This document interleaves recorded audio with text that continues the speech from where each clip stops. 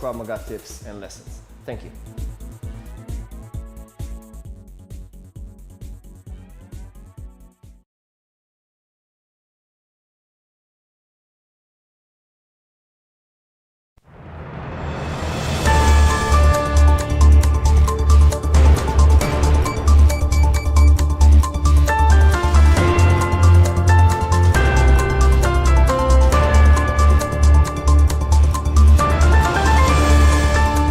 Welcome back to ILTV on the Hour. I'm India Naftali, coming to you live from Israel, bringing you all the biggest headlines from the region.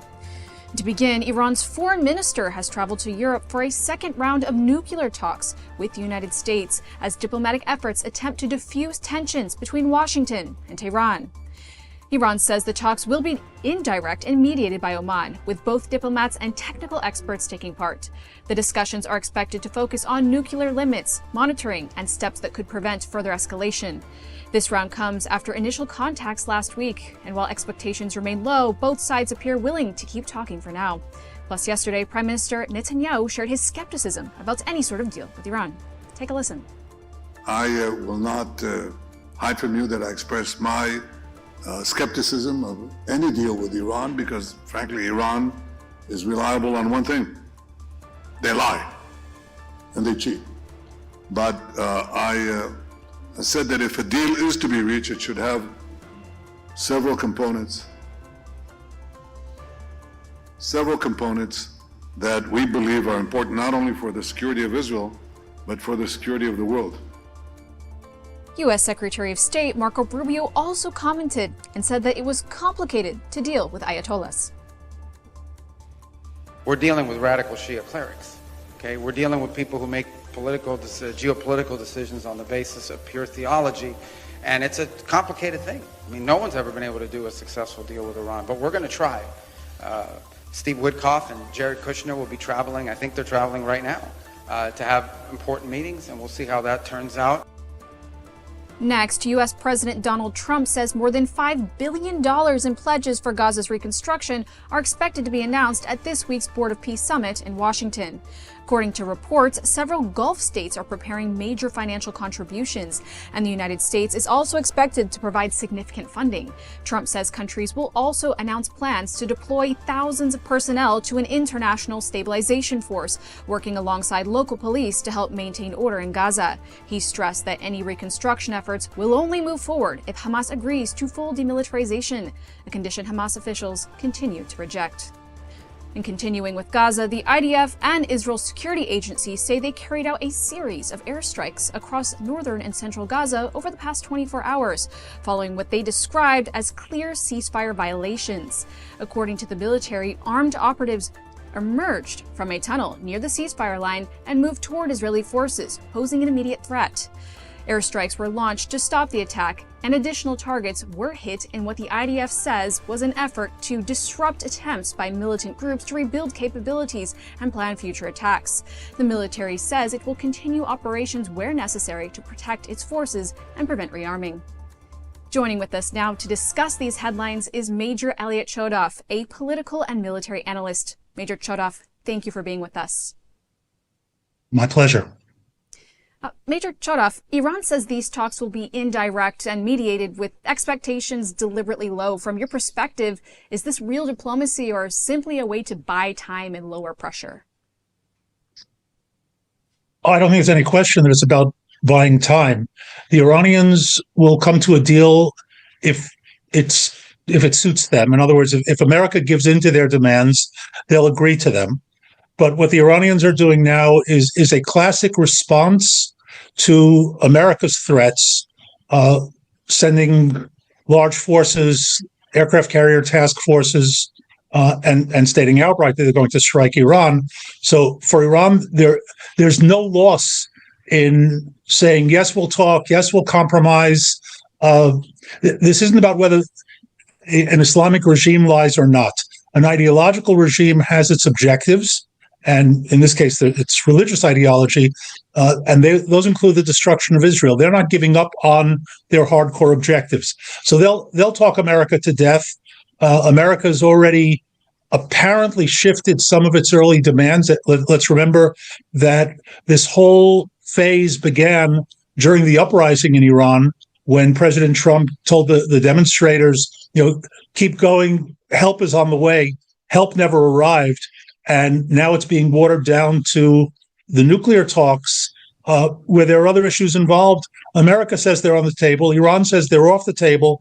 This is reminiscent of the Vietnam negotiations back in the day, negotiating over the shape of the table and what's on it. Is it coffee or tea or whatever? This can go on forever.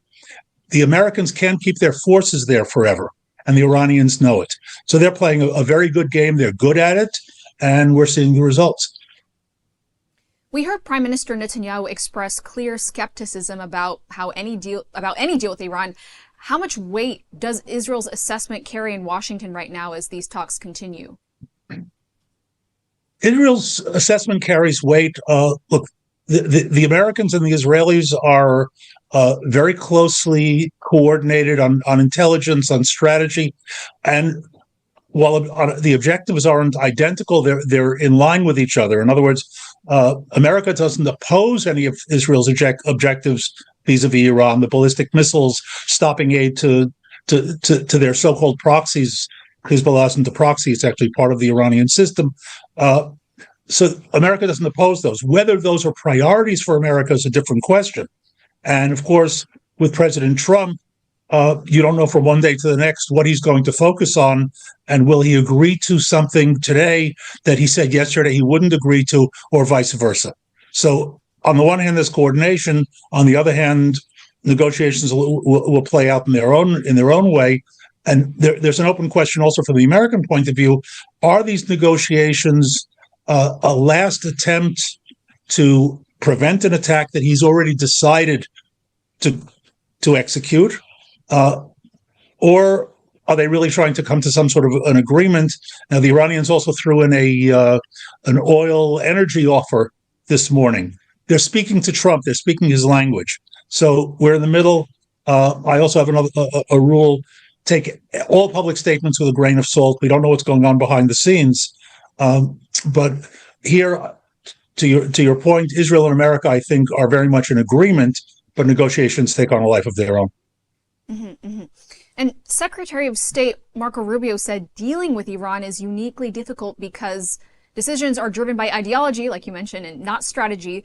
Given that reality, is a durable agreement with Tehran even possible? Durable agreements are only possible when both sides come to the agreement, let's say, from a positive perspective. Reminiscent of the nuclear agreements back in the time of the Cold War, Reagan famously said, "Trust but verify." Here, the same thing. I wouldn't trust them, but let's say trust but verify. Don't take their word for it. Of course, they lie and cheat, but let's be honest here. Everybody lies and cheats. They just do it on a higher level. And once again, if we keep in mind that their raison d'etre as an Islamic republic, as written by Khomeini himself, defeating America, defeating Israel, the death to America, death to Israel slogans aren't window dressing. They're real. They're not giving up on that. So the question is, at what level does an agreement really go? Or is it just, okay, we've got an agreement, now let's figure out how to get around it? Progress, what would actually qualify as a meaningful outcome for Israel? Limits on enrichment inspections, missiles, or just preventing escalation?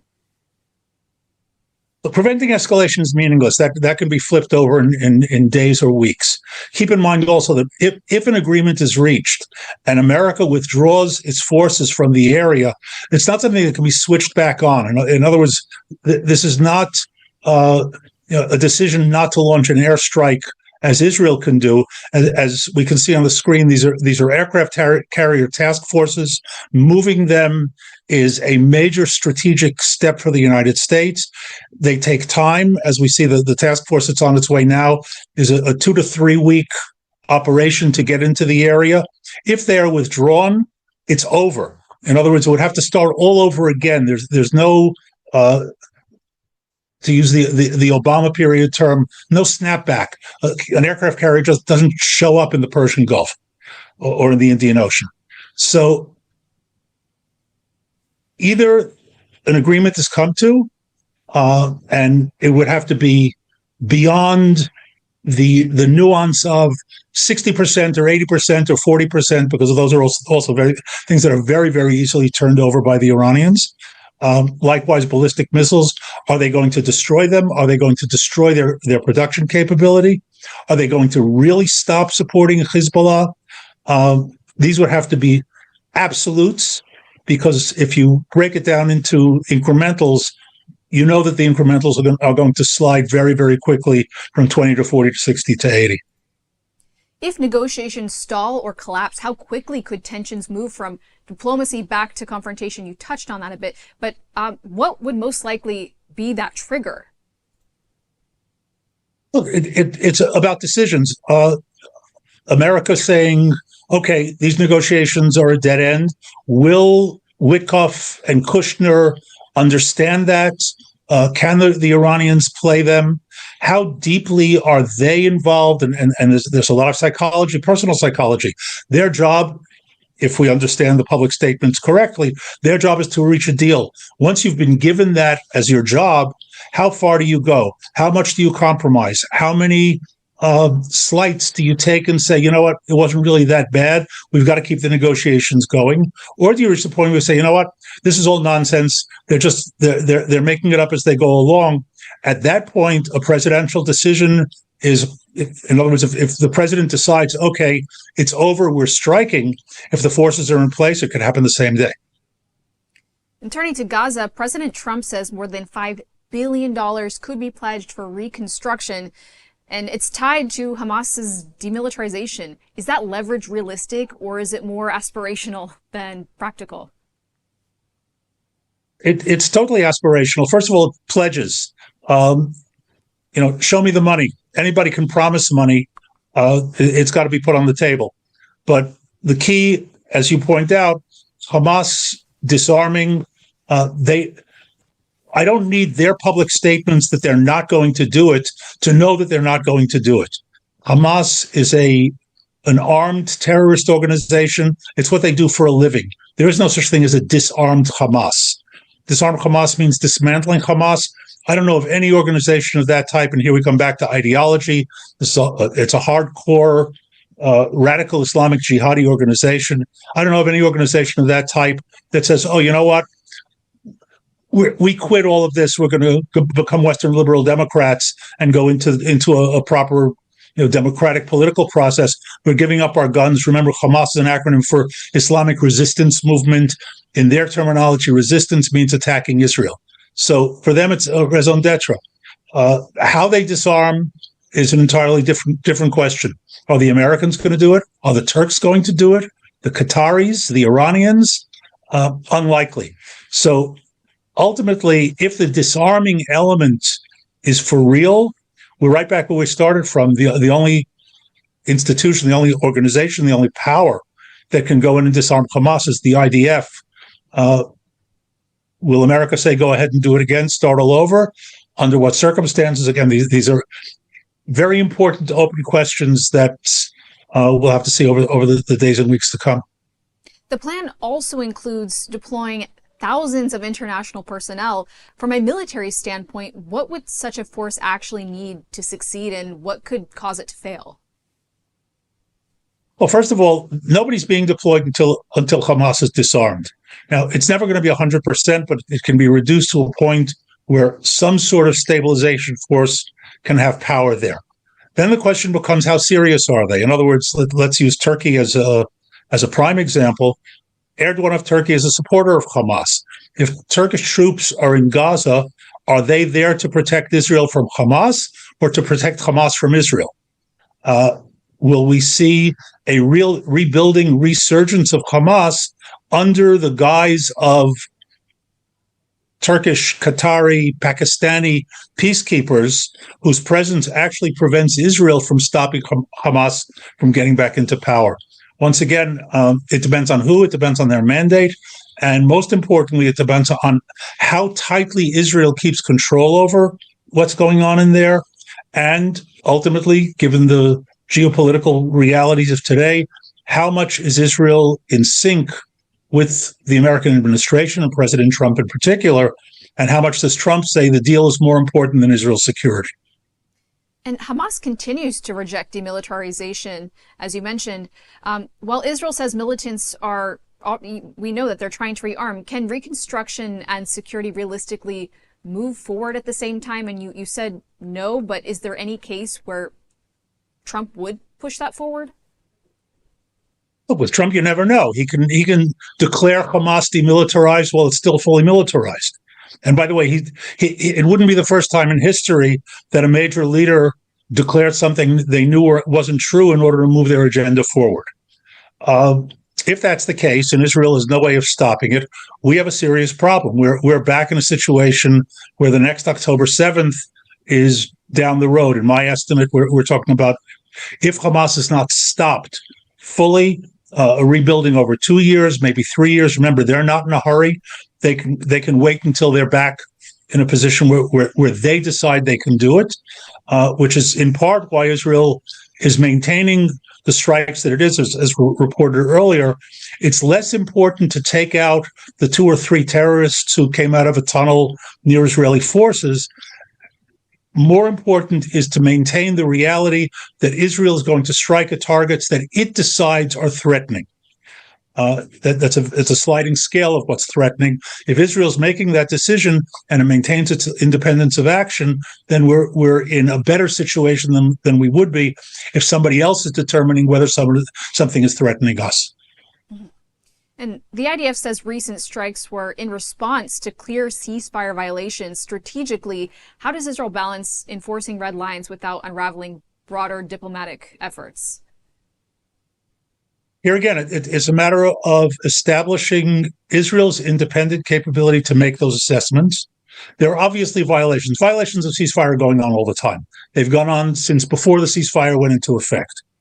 The question always becomes, and this is something that Israel has faced over the decades, and in my opinion has responded incorrectly, allowing for ceasefire violations and so-called absorbing them, because keeping stability, keeping the illusion of peace was more important than stopping the violations.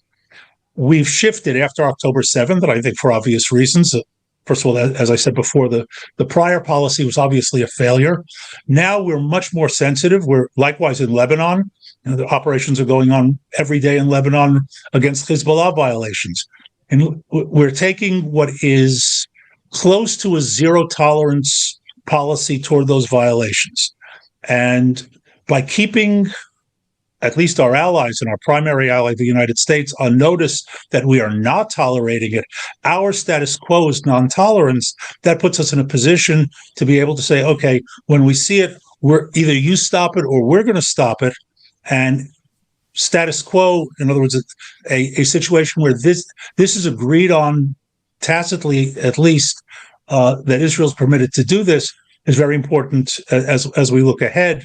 Again, because as long as there is a Hamas, they are going to want to destroy Israel. They are going to violate any agreement of any type.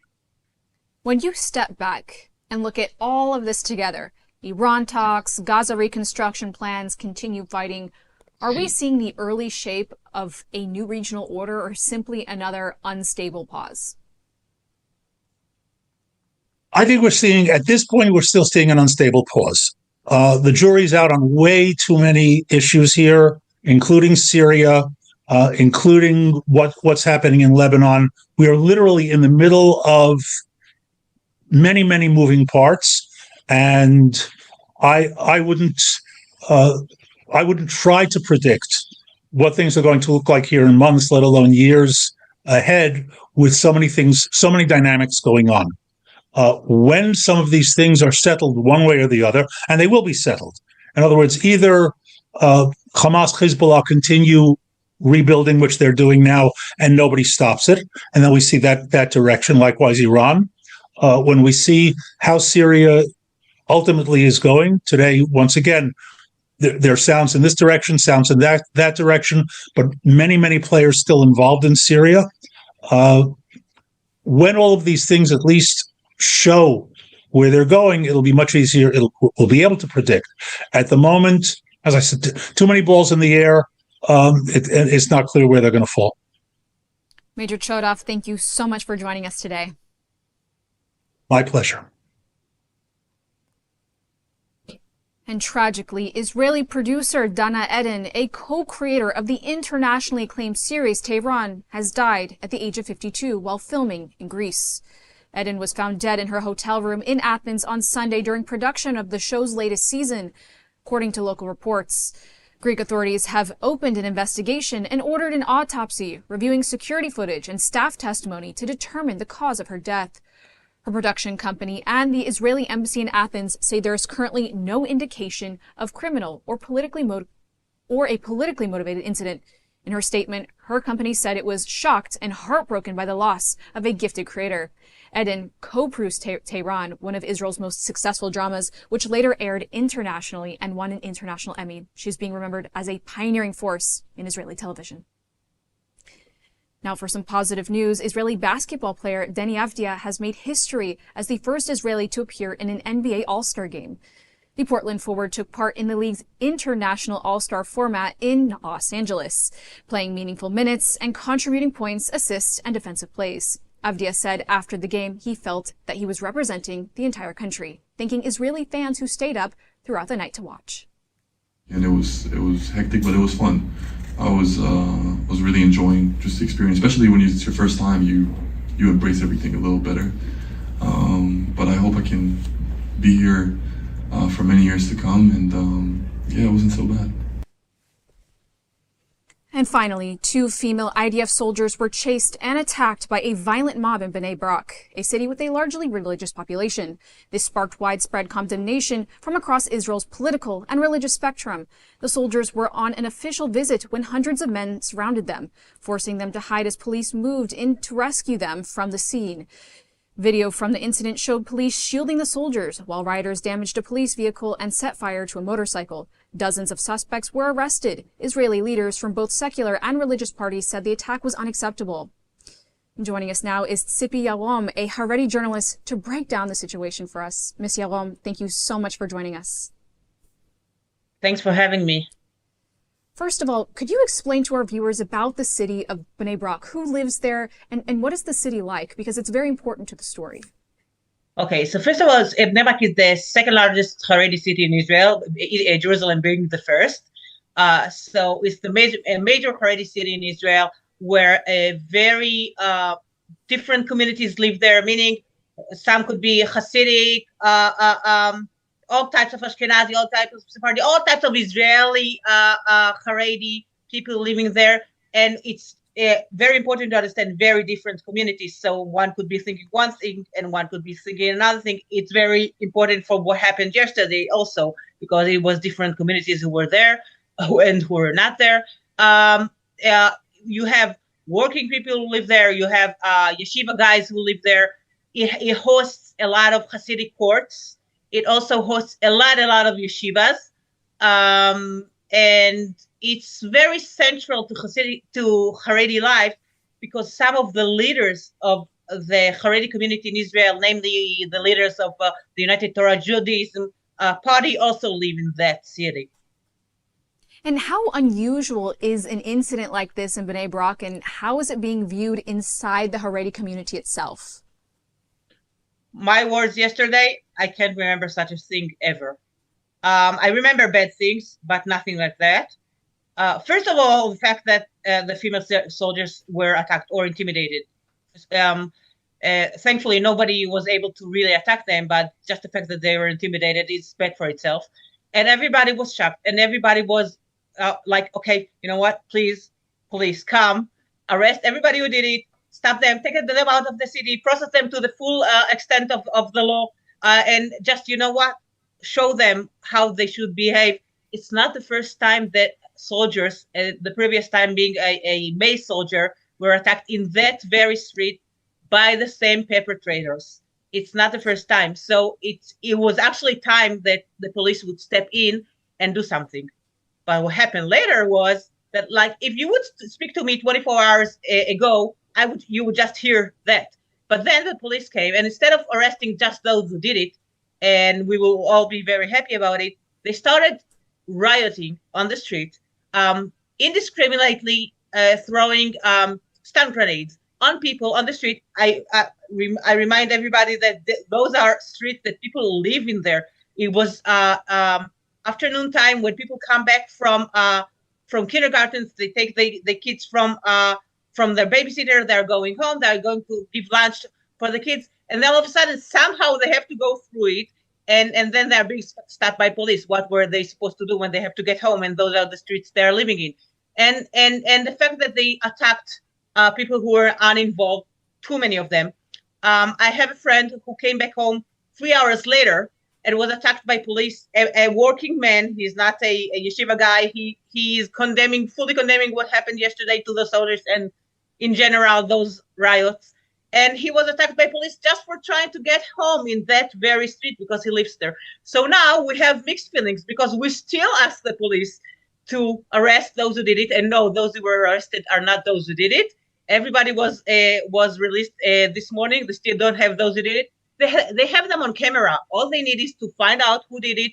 Yeah, those who overturned the police car, those who burned down the police motorcycle, those who chased those soldiers, all of them. Their pictures are on tape. Please come, take them, process them. Don't leave them there to do another attack on another innocent citizen or soldier. But when we start talking about those who were attacked by police, this was a very bad police violence that we shouldn't see anywhere against women. They violently attacked a woman and removed her wig from her head, which is seen as a sexual harassment by religious women. And then they attacked a man with a baby. All of that shouldn't have happened. So instead of having police returning the order to the streets, which we need them to do, we got the opposite. So now everybody is against the police, and everybody is also against, not everybody, but enough of people are against those who the perpetrators of yesterday. And there's also the question: did the army knew that if the army knows in advance that something like this is going to happen? I don't know what the soldiers did there. It's, police is saying one thing and the army is saying another thing. I don't know what's the truth is, but if you know that something is going to happen, please tell the police. It wouldn't be the first time. They'll come there. They'll be there in advance. They will let people be attacked. They wouldn't let women be attacked by men, as we saw that they tried to do. And then it would look differently when things are going on. And I am really sorry about your friend. And some are saying that this reflects a small extremist groups, and other people are saying this is a deeper, larger issue. Which do you believe is closer to the truth? I know exactly what happened, so I could just give you the facts. And the fact is that the moment they saw the soldiers there is something that is called the Black Line. The Black Line is a way of people from what we call the Yerushalmi sect, those who are opposing the government, those who also oppose the United Torah Judaism, the Torah leaders of United Torah Judaism. They have a phone line which thousands of people are connected to. And if they see that the police is coming to arrest a yeshiva guy for not serving in the army, they're calling a phone number, and everybody who is in the area would come. So I guess it was afternoon break. So between 1 and 3, they have an afternoon break. So it was right at the time of the afternoon break. It was very easy on people to arrive. Before afternoon break, people don't even listen to their phones. But since it's afternoon break, it's very easy. So hundreds gathered there in very few moments. And most of the people who listened to Rabbi Dov Lando and Rabbi Moshe Hillel Hirsch, who are the leaders of Degel Torah, part of United Torah Judaism, wouldn't be there. They're not connected to the line. They wouldn't be there to stop the police. Those rabbis warned their followers from having any clashes with police. Just stay away. And it just wouldn't happen. But it happened on afternoon time. So they had too many people to arrive in a very short time. And those people, listen, they might try it again. I don't know if against soldiers, maybe against other people inside the community that they don't like. So again, please, I'm asking the police, come ahead. Please take them. They didn't do that. Thank you so much for joining us today and shedding light on this important topic. Thank you very much. And before we go now, we've got some exciting news. You can now get Israel updates on our WhatsApp channel. Breaking stories, live updates, and verified reports, all delivered fast and accurate. Just scan the QR code on your screen to join. That's a wrap for this edition of ILTV on the Hour, broadcasting live from the Middle East. I'm Adia Naftali. Thanks for watching.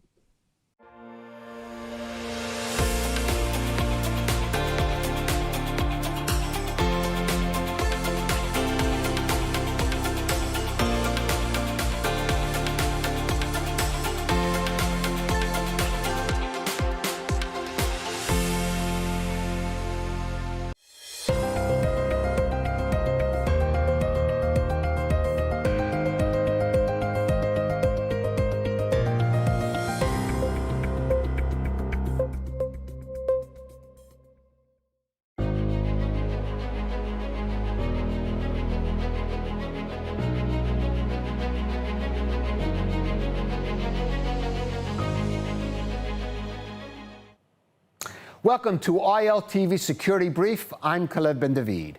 Each week, we focus on the latest developments in security and defense relating to Israel and the Middle East, impacting on this region and beyond.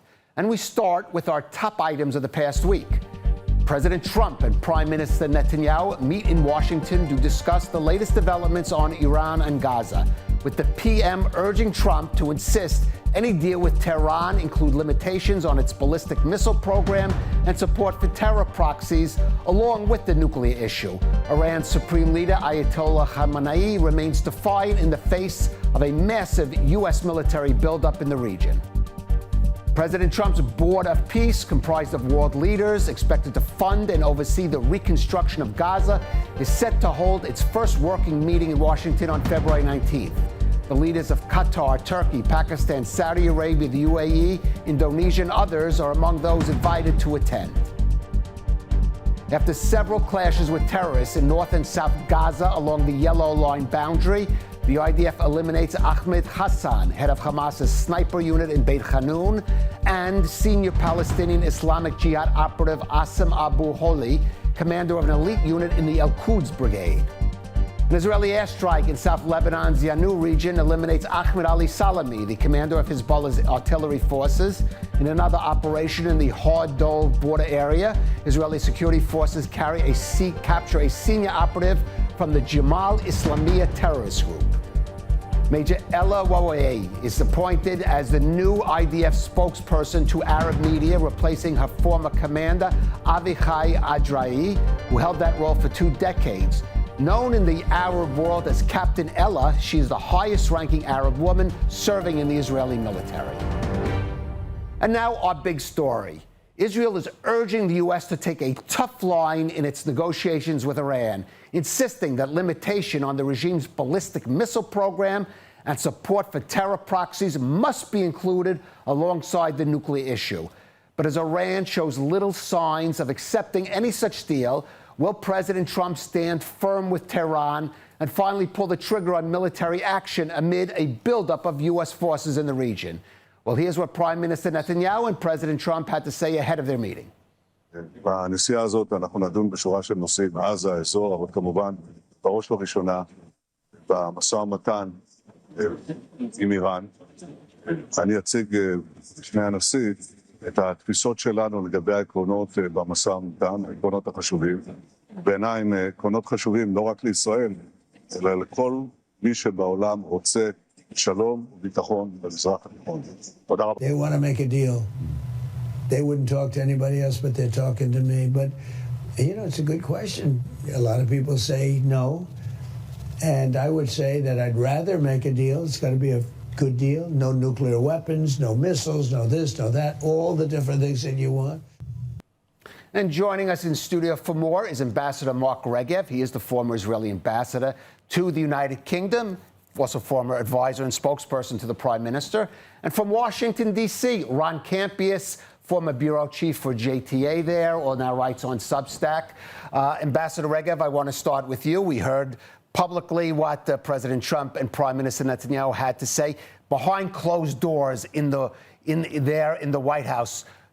Talk to us about what you think the Prime Minister had to say to the President. Look, it's clear that President Trump has expressed continuously his preference for a deal with the Iranians.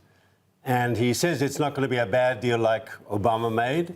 but he's committed to getting that deal.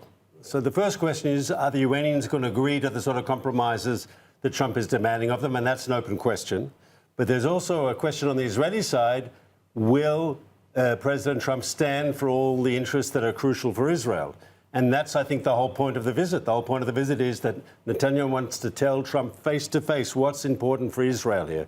And it's, as you said correctly, the issue of the ballistic missiles, the issue of support for terror proxies, and most importantly, this is what the Israeli side was briefing before the visit, the issue was that you don't give the Iranians just, they sign some agreement and smile and they get sanctions relief. No, sanctions relief will be step by step and based only on performance, not on commitments, but on the implementation of the commitment.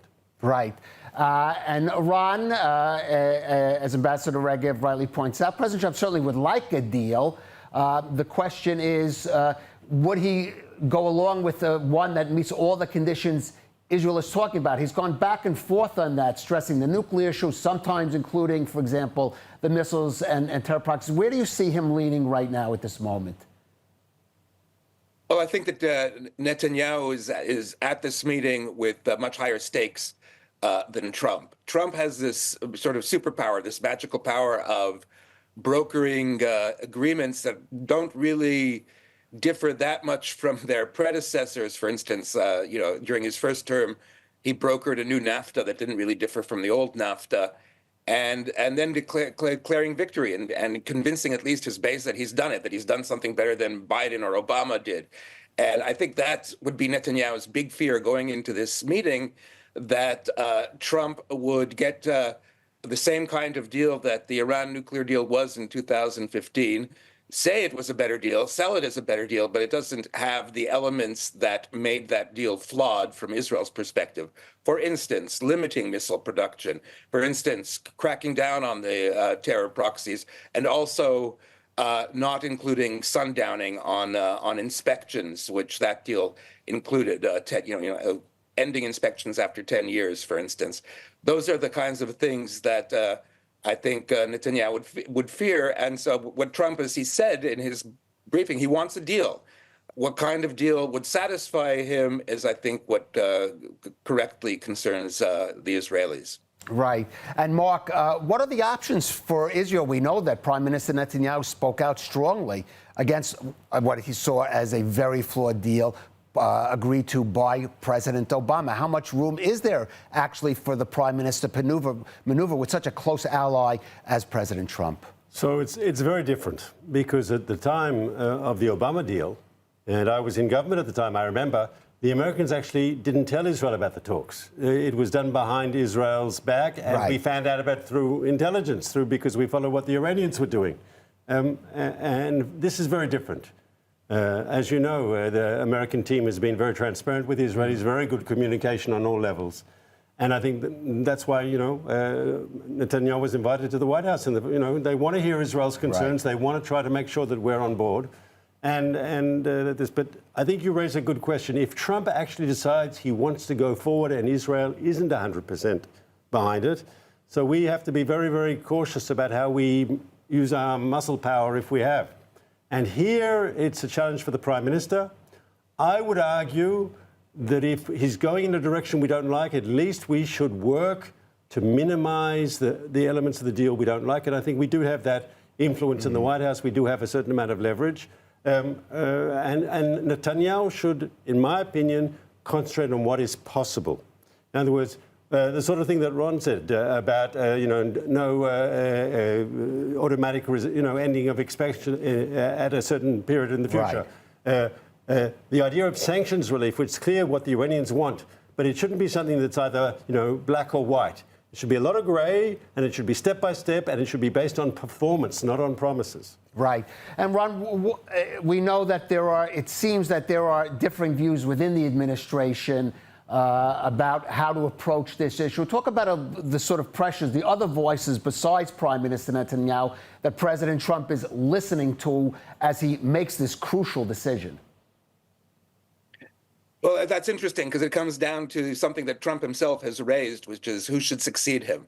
He said that, he's famously said a couple of weeks ago, I think, that he thinks a Rubio-Vance ticket would romp to the presidency in 2028. But the question is, who's on top, Rubio or Vance? And that's how the tensions break down. Marco Rubio, the Secretary of State, who has proven to be very loyal to Trump, is also very much an internationalist, somebody who has always been very wary of any sort of expansion of Iranian power in the region. And J.D. Vance leans much more isolationist. He does not, I think if he were to go into 2028 on the top of the ticket, he would not want to have been part of an administration that led America into any kind of intractable war. And so he sees any kind of heightening of tensions in the Middle East with Iran as perhaps leading to that. So those are the pressures that Trump is facing. I think he listens to both men. He also he takes his own counsel above all. But those are the kinds of things he has to deal with, along with domestic pressures. He's having a very difficult time now domestically, and he wants a victory. Right. We know President Trump would like to see a deal, Mark, but we also know that in contrast to some of his predecessors, he's willing to use military force if he deems it necessary. Let's take a look at that route there. What could Prime Minister Netanyahu be talking and spoken again behind closed doors about what the role of Israel will be if, in fact, it comes down to an attack on Iran? Could I challenge, with respect, the premise of your question? You say that Trump has a military option and Trump has a diplomatic option. And I would argue the two are interrelated. There's something called coercive diplomacy. Right. And I don't pretend to be an expert on Trump, but what I do understand is this. He's a tough negotiator. He believes in making deals that are good for, himself and the United States of America. And he thinks now the Iranians are weak. The Iranians are economically falling apart. Their regime is under great internal tensions. They barely survived the recent wave of protests. And he's moved all these military assets into the region. Now, he can use them. But basically, at the moment so far, he's using the threat of the use of force. It's like he's put a pistol to their temples and saying to them, you agree to a deal that you've never agreed to before. Take apart your nuclear program, limit your missile capabilities, and so forth and so on, or else. Once again, I think in many ways the ball is in the Iranian court. Does this extremist regime headed by this elderly, close to, what is he, 80 years old more, close to 90? Close to 90. Yeah, Ayatollah, is he in a situation where he believes that he needs to make these concessions to keep the regime in power? And that is an open question. If he doesn't give Trump the concessions, if he doesn't give him something to work with, there will be war. All right. Well, I think it was von Clausewitz who said war is diplomacy by other means. That may be the case. And Ron, I just want to ask you, the Iranians, of course, President Trump earlier talked about help is on the way to those Iranian protesters in the streets. But at this stage, does it look like the U.S., there would be support for President Trump to take military action to the point of possible regime change in Iran? I don't think so. I think that there would be little support for that. I think, part of the rhetoric here on both sides of the aisle, among Republicans and among Democrats, is that one does not intervene in other countries because of what they're doing internally. I think that that's informed, and that's become accentuated under the Trump administration. Otherwise, you have the repeat of the Iraq War. Remember that one of the premises for the Iraq War, and it was a real premise, nobody was actually lying about it, was that Saddam was posed a real threat to the Kurds who were inside Iraq, and that's one of the ways that the Bush administration sold the Iraq War, and that's just not going to happen again, I think, because of the fallout of that kind of thing. Same with Afghanistan. The Taliban's oppression of women was a big selling point in terms of maintaining the Western, the American-led presence there. People don't want that anymore. So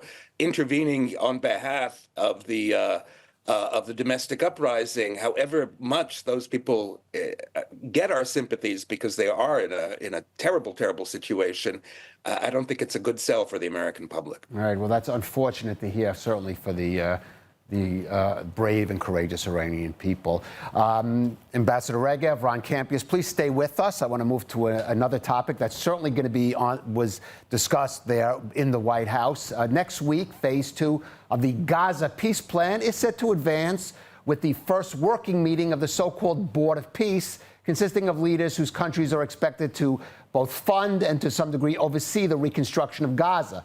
But the board includes such nations as Turkey and Qatar that Israel sees as problematic to the process. And of course, the big question remains of whether Hamas will disarm, and if so, who handles that process. And let me start, Ambassador Regev, with the key question of how Israel does. We're hearing even today sources in the security establishment in Israel saying eventually, with all this talk of peace, the IDF will have to go in and dismantle the rest of Hamas by itself. There's a parallel here to what we just discussed, because if the United States is saying to Iran, you do A, B, and C, or else there'll be war, it's the exact same message to Hamas. You committed to dismantle your military structure. You committed to a demilitarized Gaza Strip. You committed to relinquish political power of Gaza. All that is in the deal. All that is in the UN Security Council resolution. And it's clear Hamas doesn't want to do that. Right. And so one option is, okay, like with Iran, they don't do what they're supposed to do, what they committed to do. Therefore, Israel gets a green light to go in and finish the job. Right. But I think what Trump's preference is to utilize Hamas's best friends in the Sunni Muslim world, which is Turkey and Qatar, and to pressure them, and they will do it for their own reasons, pressure Hamas to follow through on the deal. Now, that's going to be very hard lifting. It worked to help get the original deal. Can it help now with the implementation of the ceasefire, with the demilitarization? That's a harder act. It's quite possible, you quoted Clausewitz before, yes?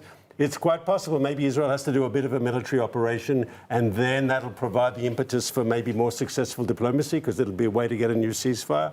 Either way, you're right, the jury is out on this issue. It's clear Hamas does not want to demilitarize, does not want to disarm itself, and therefore it's either Israel will have to act. No amount of international peacekeepers is going to disarm Hamas. That is only Israel's job.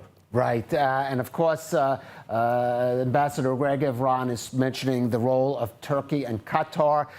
Israel is not comfortable with those two nations, key sponsors of Hamas, having such a key role in the Gaza Strip. And I'm sure Prime Minister Netanyahu is expressing those concerns to the Trump administration. How receptive would he find President Trump be to those concerns, considering what he admits, what President Trump says, his close personal relationship with the leaders of those countries? I don't know how receptive Trump will be to those concerns. I think that Netanyahu might have a hard sell going in. Trump has, he's friends with Erdogan. They have a good, friendly relationship. Qatar famously, as soon as he became president again in his second term, offered and he accepted, a refurbished or a brand new Air Force One, a tricked out Air Force One.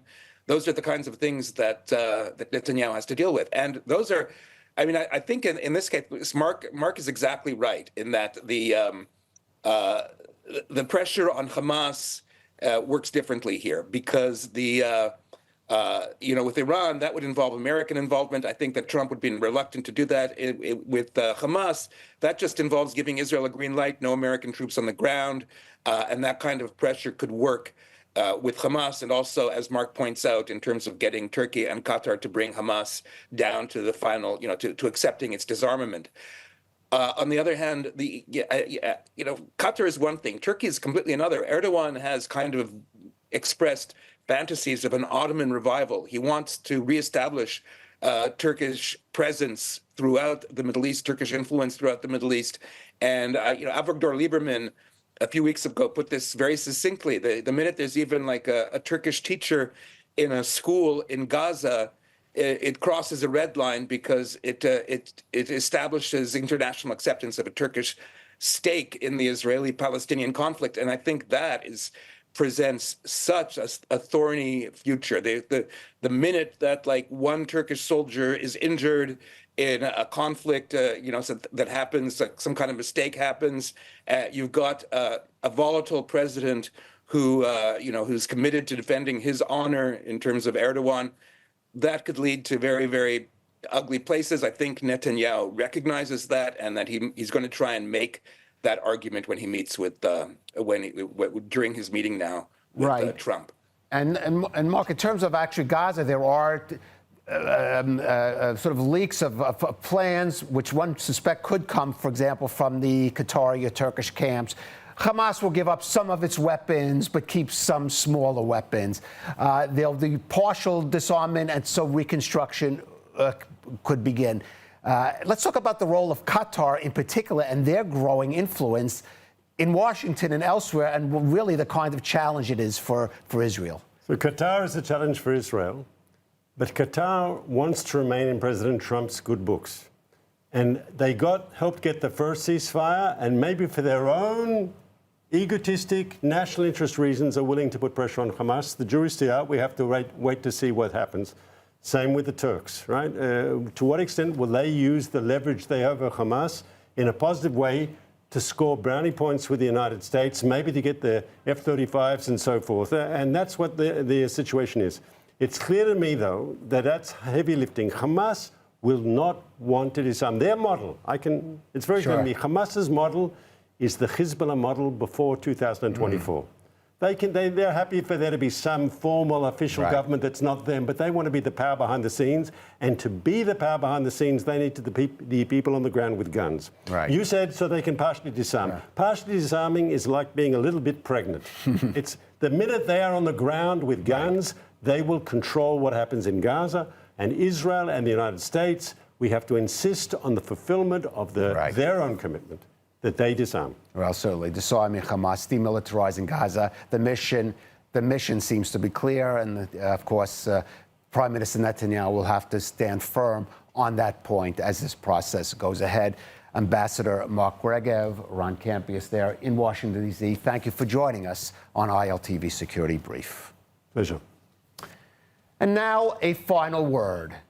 The main subjects of Prime Minister Netanyahu's meeting with President Trump were, of course, Iran and Gaza. But there is another issue of a more long-term nature that needs to be urgently discussed between these two leaders: the future of U.S. military aid to Israel. The 10-year Memorandum of Understanding, or MOU, that set the amount of that aid at some $3.8 billion annually is due to expire in 2028. Discussions on the terms of its renewal have already begun between top security officials from both countries. Last month, Netanyahu said that he would like to see that aid gradually taper down to nothing over the course of the next decade. He cited the need to wean Israel away from dependence on foreign sources for its military needs by developing its own domestic defense industries, a goal he says was proven necessary since the October 7th attack by the diplomatic pressure Israel came under from some of its key suppliers of weaponry, including at one point by the Biden administration. But surely the Prime Minister's statement also reflects a realization that even in the conservative Republican camp, there are growing voices urging an isolationism that includes cutting back on aid to Israel, despite the fact that most of that funding is returned to the U.S. via the purchase of American-made military hardware. Now, certainly as an ideal, Israel should rely as much as possible on its own capabilities for its security needs. But it must also be realistic. A small nation of under 10 million people with limited natural resources will never have the industrial manufacturing base needed to build the big-scale weaponry such as submarines, massive bomber jets, and a quickly replenishable missile arsenal that it will need to face potential threats. Israel, for all its renowned military prowess, will need outside help to secure its future, and the U.S. is the only reliable ally that can provide that assistance.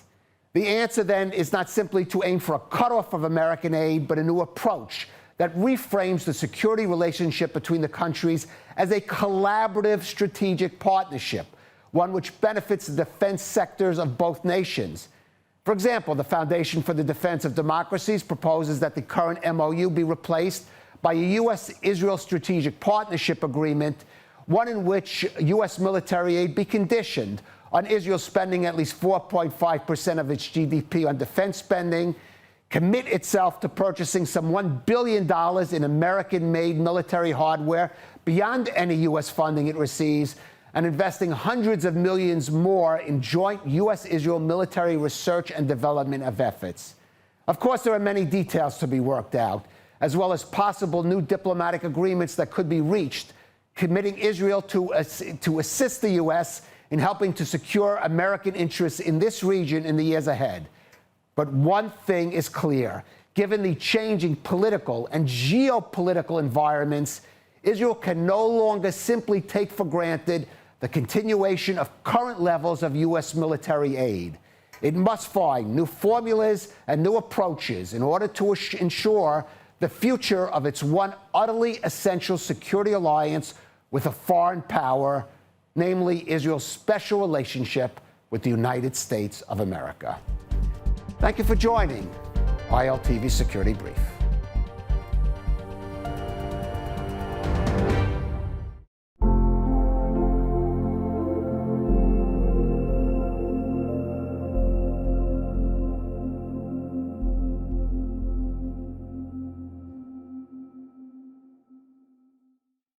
President Isaac Herzog is now on his third day in Australia, visiting the Jewish community of Sydney following the deadly Bondi Beach terror attack that claimed the lives of 15.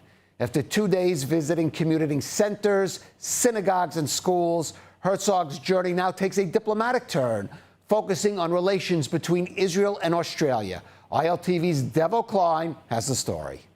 The reception for President Isaac Herzog in Canberra posed as a stark difference to the chaotic scenes that unfolded yesterday. Standing alongside Prime Minister Anthony Albanese, who invited Herzog to Australia, the president said this. It was also an opportunity to bring the relations between our nations on a new beginning and a better future. I think the relations between us do not depend only on the issue of Israel and the Palestinians and the conflict, but has a much broader base, and we should together make sure that it's uplifted to new directions. After his meeting with Albanese, Herzog met with Australian Governor-General Sam Mostyn and even signed the Government House guest book. Once again, demonstrations were held by pro-Palestinian protesters who claim Herzog is responsible for the war in Gaza. Instead of joining their fellow Australians in mourning, the protesters preferred to camp out and object the visit.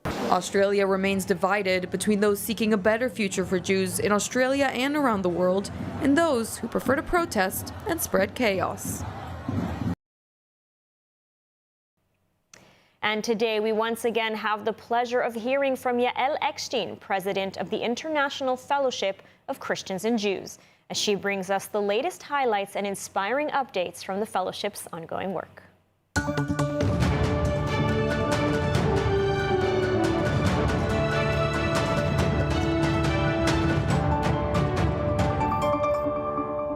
Shalom from here in Israel. Here are 2 fellowship projects that you should know about this week. Number 1, I want you to meet an incredible young Jewish woman named Anastasia. She's from Odessa in Ukraine. And after generations that her family dreamed of coming to Israel and making Aliyah, and after 8 straight days of bombing, she realized now is the time. And Anastasia turned to the fellowship, and the fellowship flew her and her children home to Israel. This is both in the vision of the prophets, and it's also saving lives. And number 2, earlier this week, fellowship staff and volunteers went to see one of our soup kitchens in Jerusalem with our partners Meir Panim. And what we saw there was the growth of elderly Olim, new immigrants to Israel, who are standing in line waiting to get their one warm and dignified meal of the day. And this is one place in Jerusalem where we are feeding the hungry with dignity. opportunity. Well, there you have it, friends. There are 2 fellowship projects out of hundreds that you now know about. Join me next week, same place, same time, for more updates on what's happening on the ground in Israel with the fellowship. Shalom.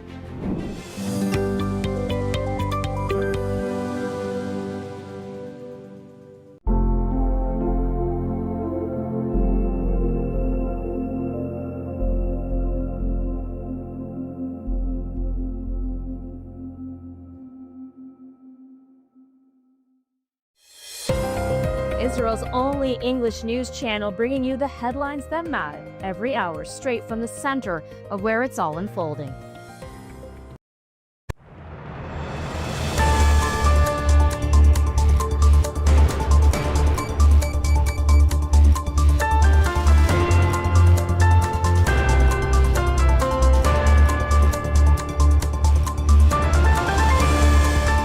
Welcome back to ILTV on the Hour. I'm India Naftali, coming to you live from Israel, bringing you all the biggest headlines from the region. And to begin, Iran's foreign minister has traveled to Europe for a second round of nuclear talks with the United States as diplomatic efforts attempt to diffuse tensions between Washington and Iran. Iran says the talks will be indirect and mediated by Oman, with both diplomats and technical experts taking part. The discussions are expected to focus on nuclear limits, monitoring, and steps that could prevent further escalation. This round comes after initial contacts last week, and while expectations remain low, both sides appear willing to keep talking for now. Plus, yesterday, Prime Minister Netanyahu shared his skepticism about any sort of deal with Iran. Take a listen. I will not hide from you that I express my skepticism of any deal with Iran because, frankly, Iran is reliable on one thing. They lie and they cheat. But I said that if a deal is to be reached, it should have several components that we believe are important not only for the security of Israel, but for the security of the world. Next, U.S. President Donald Trump says more than $5 billion in pledges for Gaza's reconstruction are expected to be announced at this week's Board of Peace Summit in Washington. According to reports, several Gulf states are preparing major financial contributions, and the United States is also expected to provide significant funding. Trump says countries will also announce plans to deploy thousands of personnel to an international stabilization force, working alongside local police to help maintain order in Gaza. He stressed that any reconstruction effort will only move forward if Hamas agrees to full demilitarization, a condition Hamas officials continue to reject. And continuing with Gaza, the IDF and Israel's security agency say they carried out a series of airstrikes across northern and central Gaza over the past 24 hours, following what they described as clear ceasefire violations. According to the military, armed operatives emerged from a tunnel near the ceasefire line and moved toward Israeli forces, posing an immediate threat. Airstrikes were launched to stop the attack, and additional targets were hit in what the IDF says was an effort to disrupt attempts by military groups to rebuild capabilities and plan future attacks. The military says it will continue operations where necessary to protect its forces and prevent rearming. And now, 2 female IDF soldiers were chased and attacked by a violent mob in Bnei Brak, a city with a largely religious population. This sparked widespread condemnation from across Israel's political and religious spectrums. The soldiers were on an official visit when hundreds of men surrounded them, forcing them to hide as police moved in to rescue them from the scene. Video from the incident showed police shielding the soldiers while rioters damaged a police vehicle and set fire to a motorcycle. Dozens of suspects were arrested. Israeli leaders from both secular and religious parties said the attack was unacceptable. And now, Israeli producer Dana Eden, a co-creator of the internationally acclaimed series Tehran, has died at the age of 52 while filming in Greece. Eden was found dead in her hotel room in Athens on Sunday during production of the show's latest season, according to local reports. Greek authorities have opened an investigation and ordered an autopsy, reviewing security footage and staff testimony to determine the cause of her death. Her production company and the Israeli embassy in Athens say there is currently no indication of a criminal or politically motivated incident. In a statement, her company said it was shocked and heartbroken by the loss of a gifted creator.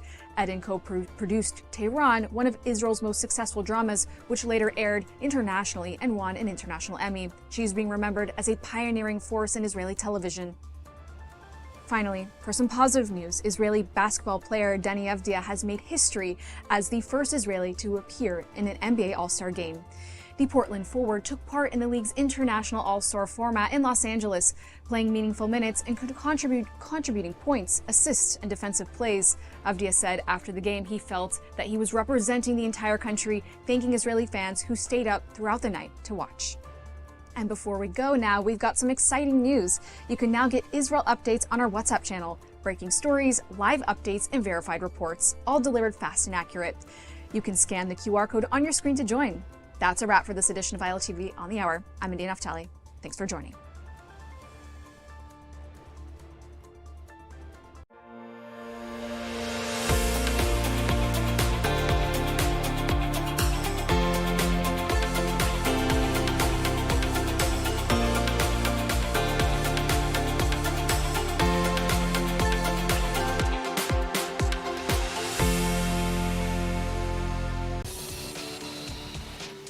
Welcome to ILTV's Israel Daily. I'm Sivan Raviv, and coming up in today's newscast. President Trump sets an Iran deadline as U.S. carrier Gerald Ford moves into position, warning of a very bad day if the talks fail. Hundreds of thousands rally in Munich against Iran's regime backing exiled Crown Prince Reza Pahlavi. And Hamas returns to Cairo for disarmament talks as Israel warns the Gaza goals are unmet.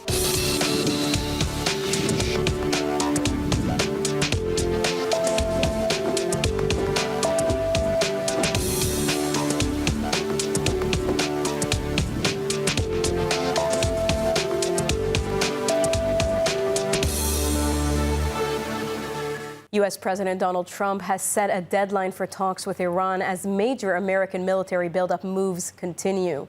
Trump has also spoken of regime change in Iran being a desired outcome. ILTV's Steve Leibowitz has the latest. The aircraft carrier USS Gerald R. Ford and its strike group are heading toward the Middle East, a deployment that could take up to 4 weeks, a timeline that appears to align with Trump's diplomatic ultimatum. Speaking outside the White House, Trump said, "If we need it, we'll have it ready," adding that if talks fail, it's going to be a very bad day for Iran. What can Iran do to avoid attack? Give us the deal that they should have given us the first time. If they give us the right deal, we won't do that. But, you know, historically, they haven't done that. I will say they want to talk, but so far they do a lot of talking and no action. When are those talks, Mr. President? When are those talks? They've already started. The escalation in rhetoric comes as Iran marks 40 days of mourning for those killed in a recent crackdown, with reports of growing public anger inside the country. Trump also spoke of the desirability of regime change in Iran. You want regime change in Iran? Well, it seems like that would be the best thing that could happen. For 47 years, they've been talking and talking and talking. In the meantime, we've lost a lot of lives while they talk, and legs blown off, arms blown off, faces blown off. It's been going on for a long time. So let's see what happens. In the meantime, we have tremendous power has arrived, and additional power, as you know, and other carriers going out shortly. So we'll see it out. If we could get it settled for once and for all, that would be good. Diplomacy is still on the table. A second round of talks between the U.S. and Iran is due to take place on Tuesday, hosted by Oman, but meeting in Geneva. Iran insists the talks are limited to the nuclear issue. Regarding the potential U.S. attack, officials in Washington say the options under review include strikes on Iran's nuclear facilities, ballistic missile sites, and even the possibility of commando operations against key military targets.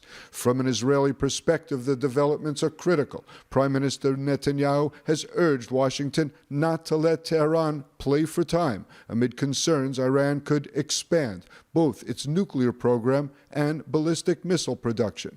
Washington is signaling a dramatic escalation toward Iran as President Trump publicly embraced the idea of regime change in Tehran, even as diplomatic talks continue.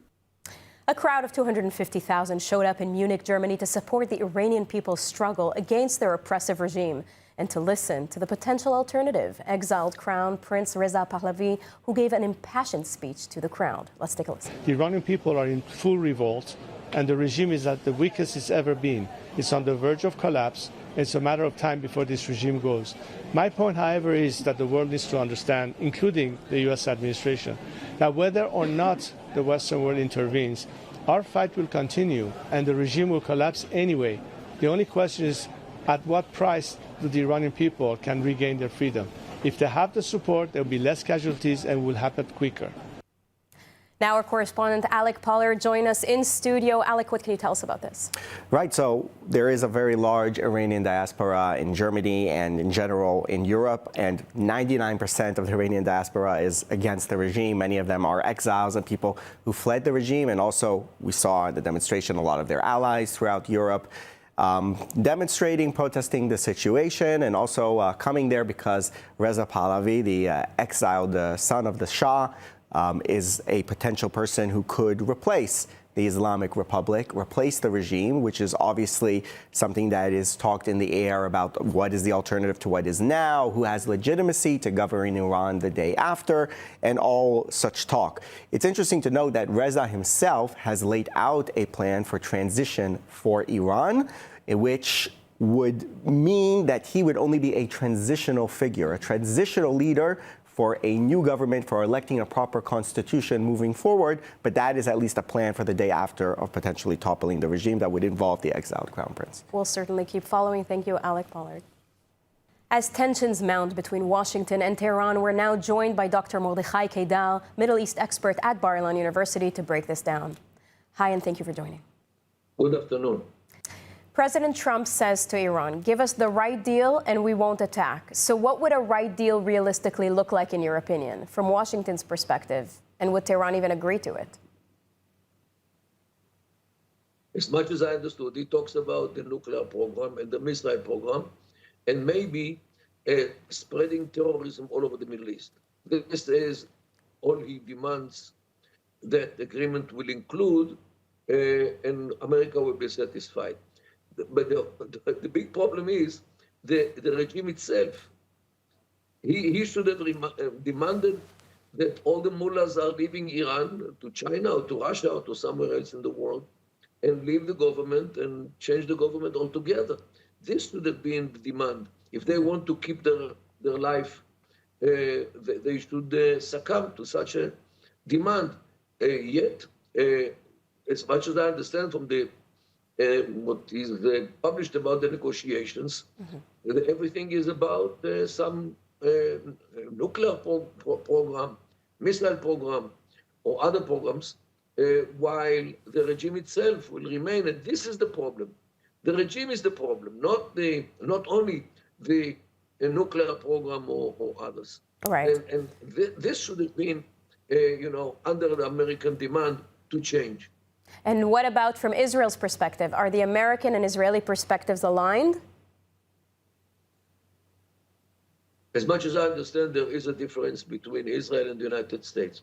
While the United States takes into account the possibility to come to some terms about these questions and to have an agreement, which will be good for the United States, any agreement which will leave the Iranian regime as it is a bad agreement.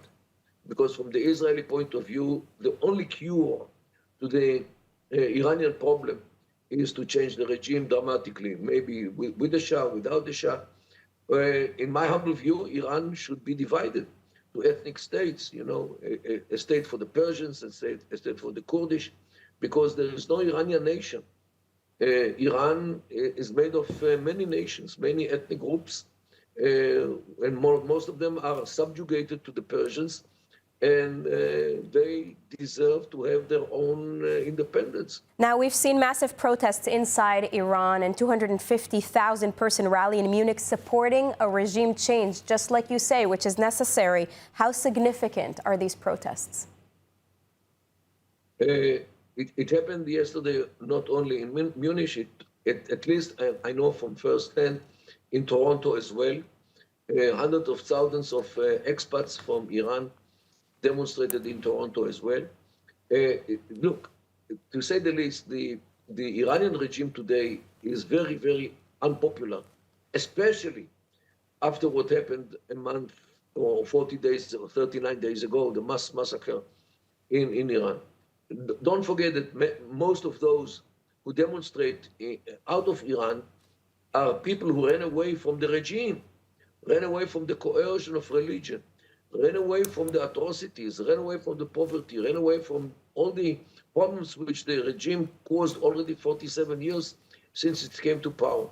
And for them, it's only natural to demonstrate against the regime and maybe even to demand the return of the Reza, the son of the Shah, as an alternative, not because he's so beloved by people. People still remember his father. And his father was not such a kind man, after all. But as a substitute to the mullahs, they would accept also Reza. Dr. Mordechai Kedal, thank you very much for this input. Thank you so much.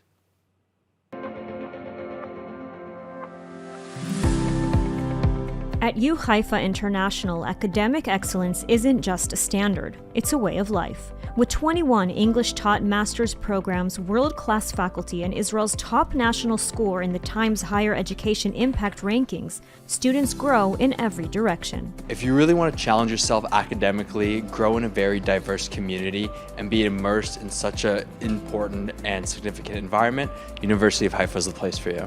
Located on the stunning Carmel Ridge, the U Haifa blends academic excellence with a welcoming community. U Haifa International has a great combination of top-notch academics with a great community of students. Whether you're pursuing a one-year master's or diving into research, U Haifa gives you the tools, mentorship, and real-life insight to make your mark on the world. U Haifa International. Master your mind, live your Israel experience.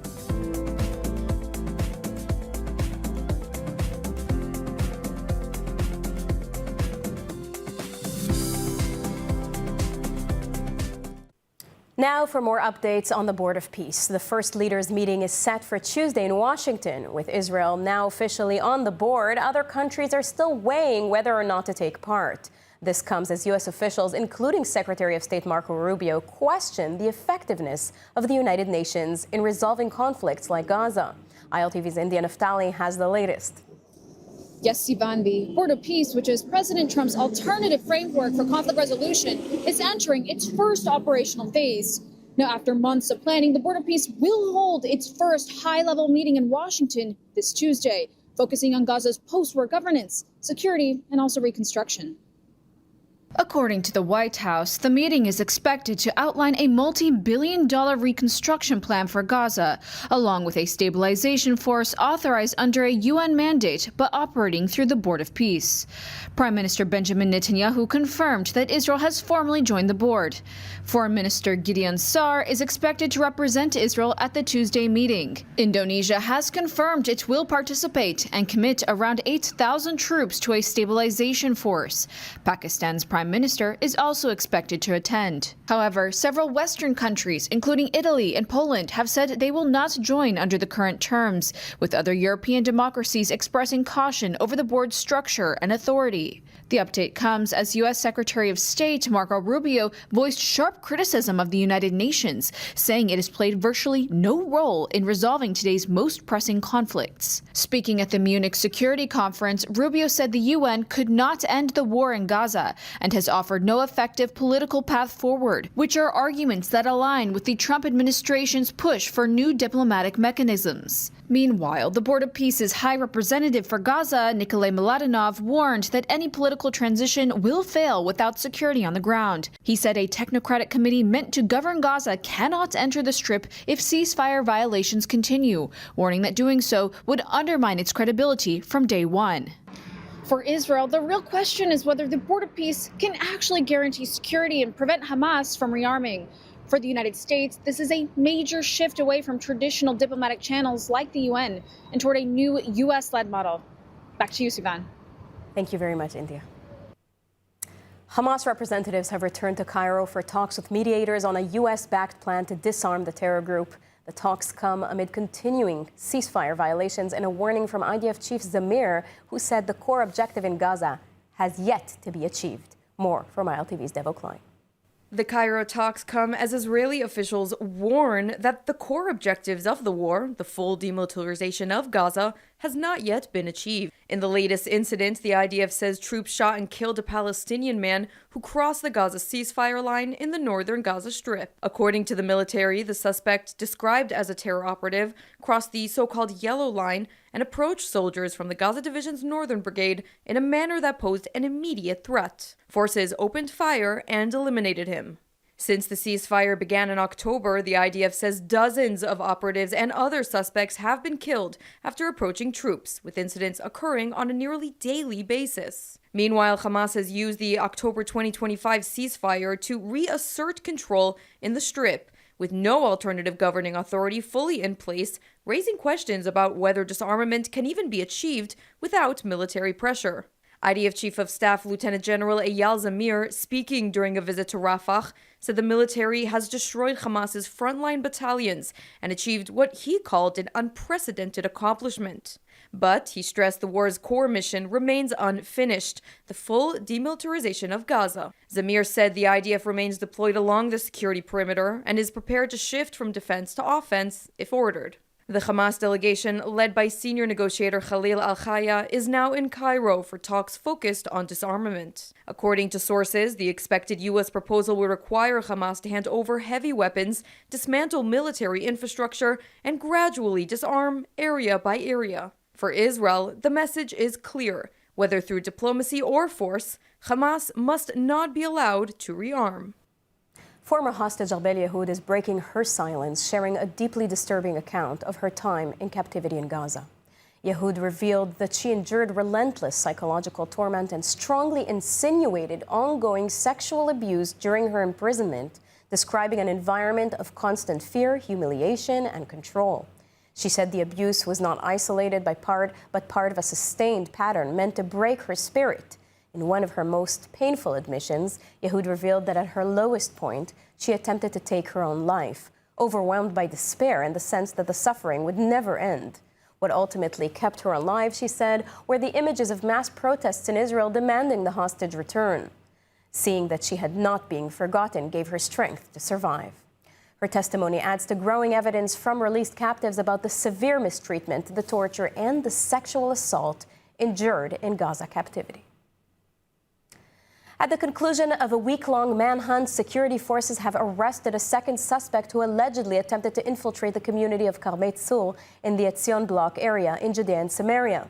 The incident began a week ago when two suspects were identified advancing toward the community. A security guard from the Settlement Protection Project alerted forces, and the local rapid response team launched immediate searches to prevent a possible infiltration.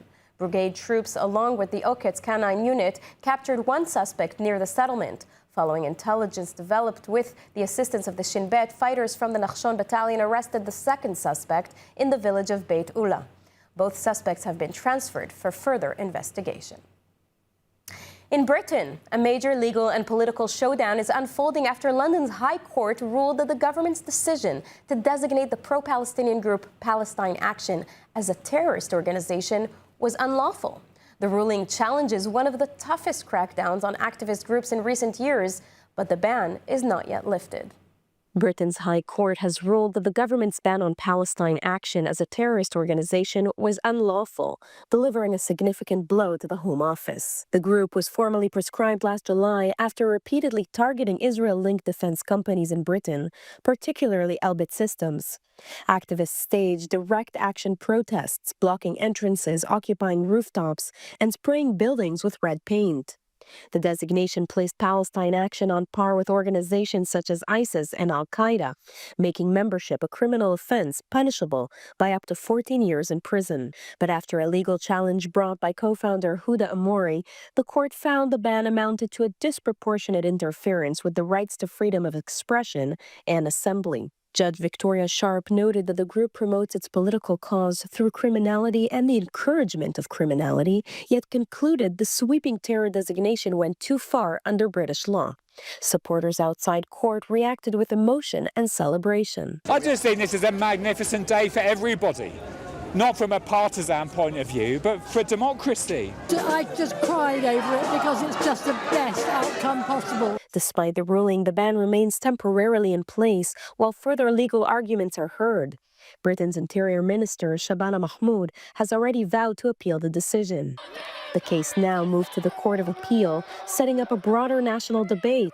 Where does civil disobedience end and terrorism begin? Now, Israel's Prime Minister office issued a statement distancing Prime Minister Netanyahu from U.S. President Donald Trump's public rebuke of Israeli President Herzog earlier for not yet issuing a pardon for Netanyahu in his corruption trial. The Prime Minister's office statement was in response to an inquiry from the President Herzog's office.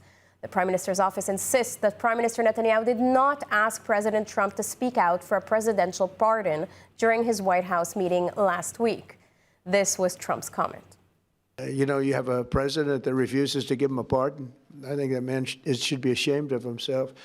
A pardon over this trial that's going on. The president of Israel, the primary power he's got is the power to give pardons. And he's not, you know, he said he's given it 5 different times, but he doesn't want to do it because I guess he loses his power.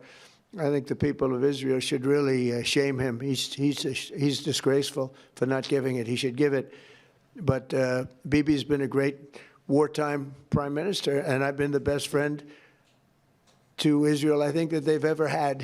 A lot of people say beyond presidents that they've ever had, and we will continue to be. Yes, ma'am. Israeli President Isaac Herzog is stressing the rule of law, saying any decision on Prime Minister Benjamin Netanyahu's request for a presidential pardon will be made independently despite public pressure from U.S. President Donald Trump. The president's office said Netanyahu's request remains under legal review. Trump has made repeated his call for Herzog to grant clemency, an appeal he first made in writing last November. Herzog's office emphasized that the process will be handled strictly according to Israeli law without political considerations. And today, we once again have the pleasure of hearing from Yael Eckstein, president of the International Fellowship of Christians and Jews, as she brings us the latest highlights and inspiring updates from the fellowship's ongoing work.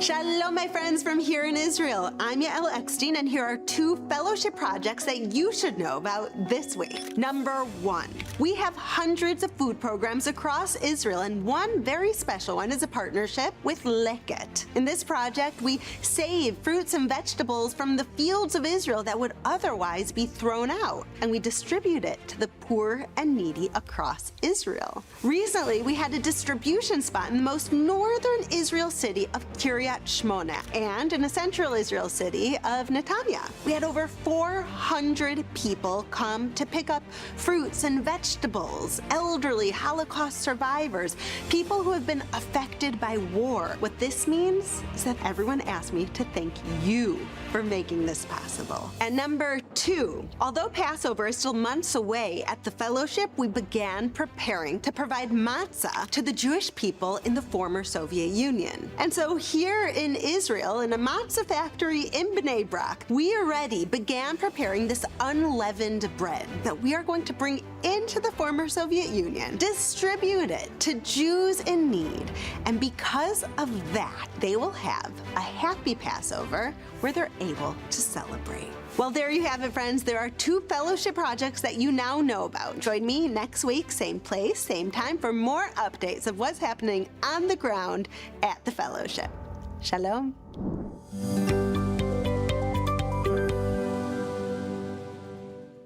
The skies over Israel are beginning to clear following one of the most severe haze events in recent years. The heavy dust from North Africa blanketed much of the country, turning the sky orange-gray and causing very high to abnormal levels of air pollution. Strong southwesterly winds carried massive amounts of dust into the region, significantly reducing visibility from Tel Aviv to Jerusalem and across central and southern Israel. Improvement has taken place in the north, but pollution levels remain dangerous in many areas. The Health Ministry and the Environmental Protection Ministry issued public warnings urging residents to avoid strenuous outdoor activity and to keep windows closed. Air conditioners should be set to internal circulation. Sensitive populations, including heart and lung patients, asthmatics, the elderly, children, and pregnant women, were being advised to stay indoors. Even healthy individuals are being told to limit physical exertion outside. Officials warn that the tiny dust particles can penetrate deep into the lungs, triggering inflammation, breathing difficulties, and in some cases, heart complications or stroke risk. And with this, let's take a look at the weather forecast. Clear skies are expected around most of the country tonight, with temperatures reaching lows of 11 degrees Celsius or 52 degrees Fahrenheit. Then tomorrow we'll see clear skies alongside steady temperatures, seeing highs of 26 degrees Celsius or 79 degrees Fahrenheit. That's a wrap for today's news. For the latest updates from Israel on all your devices, be sure to follow our ILTV channels and our new live channel. And you can also catch us on Screen IL with 24/7 live coverage. Stay informed with the latest news straight from the heart of Israel. I'm Sivan Raviv. Be well, be safe, and thank you so much for watching.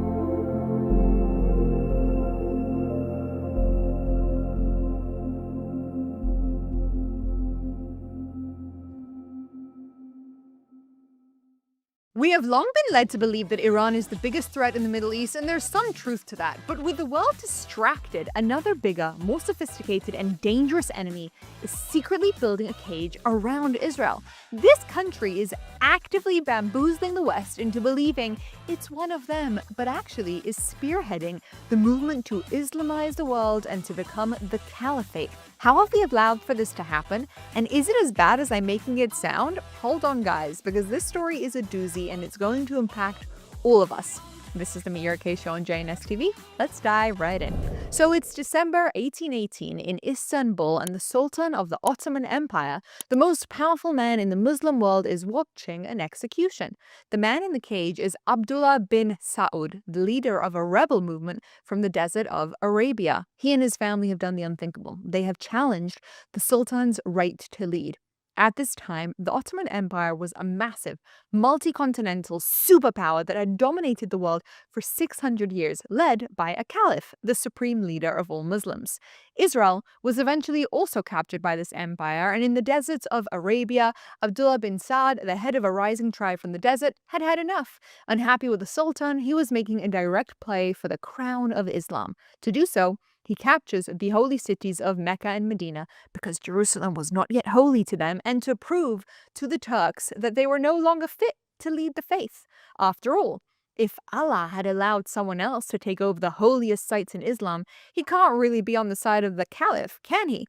In response, the Sultan of Turkey, i.e. the Ottoman Empire, didn't just fight back. He unleashed a total war of annihilation, crushing the Saudi revolt, razing their capital to the ground, and bringing Abdullah to Istanbul to be executed in a public display of absolute Ottoman dominance. But as the Sultan watched the blade fall, he couldn't have known that 100 years later his own empire would collapse and that the descendants of the man in that cage would return. By the early 1900s, the Ottoman Empire is now a shell of its former self. It was bankrupt, technologically decades behind the West, and so unstable that the rest of the world called it the sick man of Europe. Notice how they're referring to Turkey as European and not Middle Eastern. The end of the Ottomans comes after World War I, when they'd made a desperate final gamble by siding with Germany, hoping a victory would save their empire. Instead, they were crushed. As the empire fell apart, the British and the French swooped in like vultures,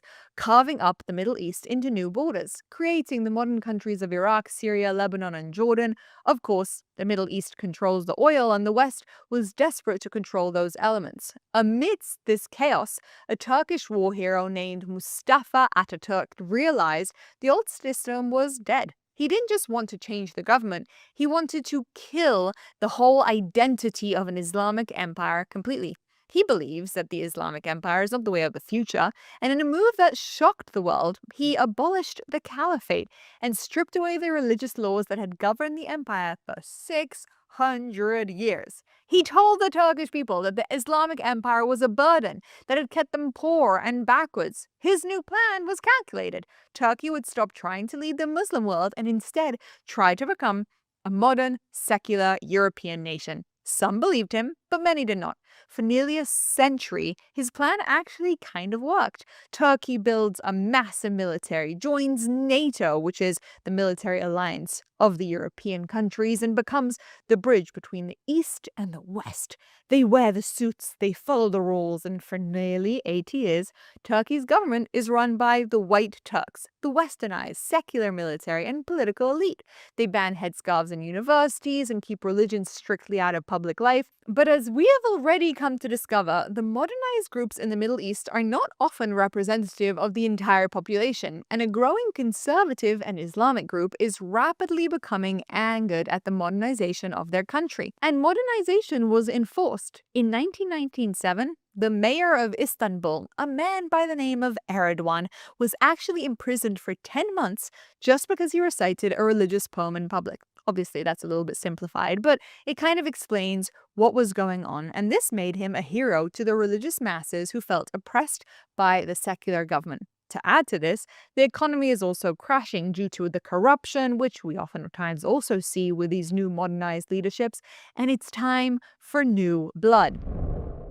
Like what you see, the 2026 JNS International Policy Summit is happening April 15th to 17th at the Waldorf Astoria in Jerusalem, and I will be there. I, obviously, would love to see you there as well. Head to the jnssummit.org to register and check out this year's incredible speaker lineup. I hope to meet you in April. In 2002, the explosion finally happens. Erdogan's party sweeps into power, promising to give a voice to the forgotten religious Black Turks and to fix the broken economy. He begins a 20-year masterclass in how you dismantle a democracy from the inside out. He uses his early popularity to rewrite the constitution, turning the presidency from a ceremonial role into a position of absolute power, effectively making him a dictator in all but name. For his first decade, he plays a genius double game. He acts like a liberal who wants to join Europe, using Western-style reforms as a shield to strip the secular military of its power, effectively dismantling the only group internally that could actually stop him from staying in power and keeping the secular Turks somewhat happy with him. Turkey is now completely entrenched as well as an ally of the West. They are part of NATO with the second biggest army, making them indispensable. Once the military was sidelined and the economy was booming, the mask begins to slip. Erdogan realizes that no matter how many suits they wear, Europe is never going to let 85 million Muslims into their club. They never become a member of the EU, and he decides that if Turkey can't be the junior partner of the West, it would become the master of the East. To do so, however, he needs a new language. He replaces his old, cold, secular speeches of the past with this new fiery rhetoric of victimhood and religious pride, telling his people that the West wasn't just a partner, but a crusader force that had been trying to keep Turkey weak for a century. This rhetoric isn't just for show, it's an audition of his for the leadership of the entire Muslim world. He's pinpointing the problems that the Muslim world has, and he's setting himself up as the person who can save them. Up until this point, Iran was leading the game as the defenders of Islam by targeting Israel. But for Erdogan, he is vying for that crown. In the fight for the return of the caliphate, the ideal supreme Muslim leadership, he knows Iran's strategy is to gain legitimacy by waging a proxy war against the Jews, namely Israel. Turkey once had a strong alliance with Israel, built on billions in trade and tourism, but Erdogan realizes that Iran's stronghold is messy and violent, and as the war in Gaza begins, he sees his opening to become the civilized but uncompromising defender of the Palestinians. By 2026, Erdogan has taken the most extreme anti-Israel position in Turkish history.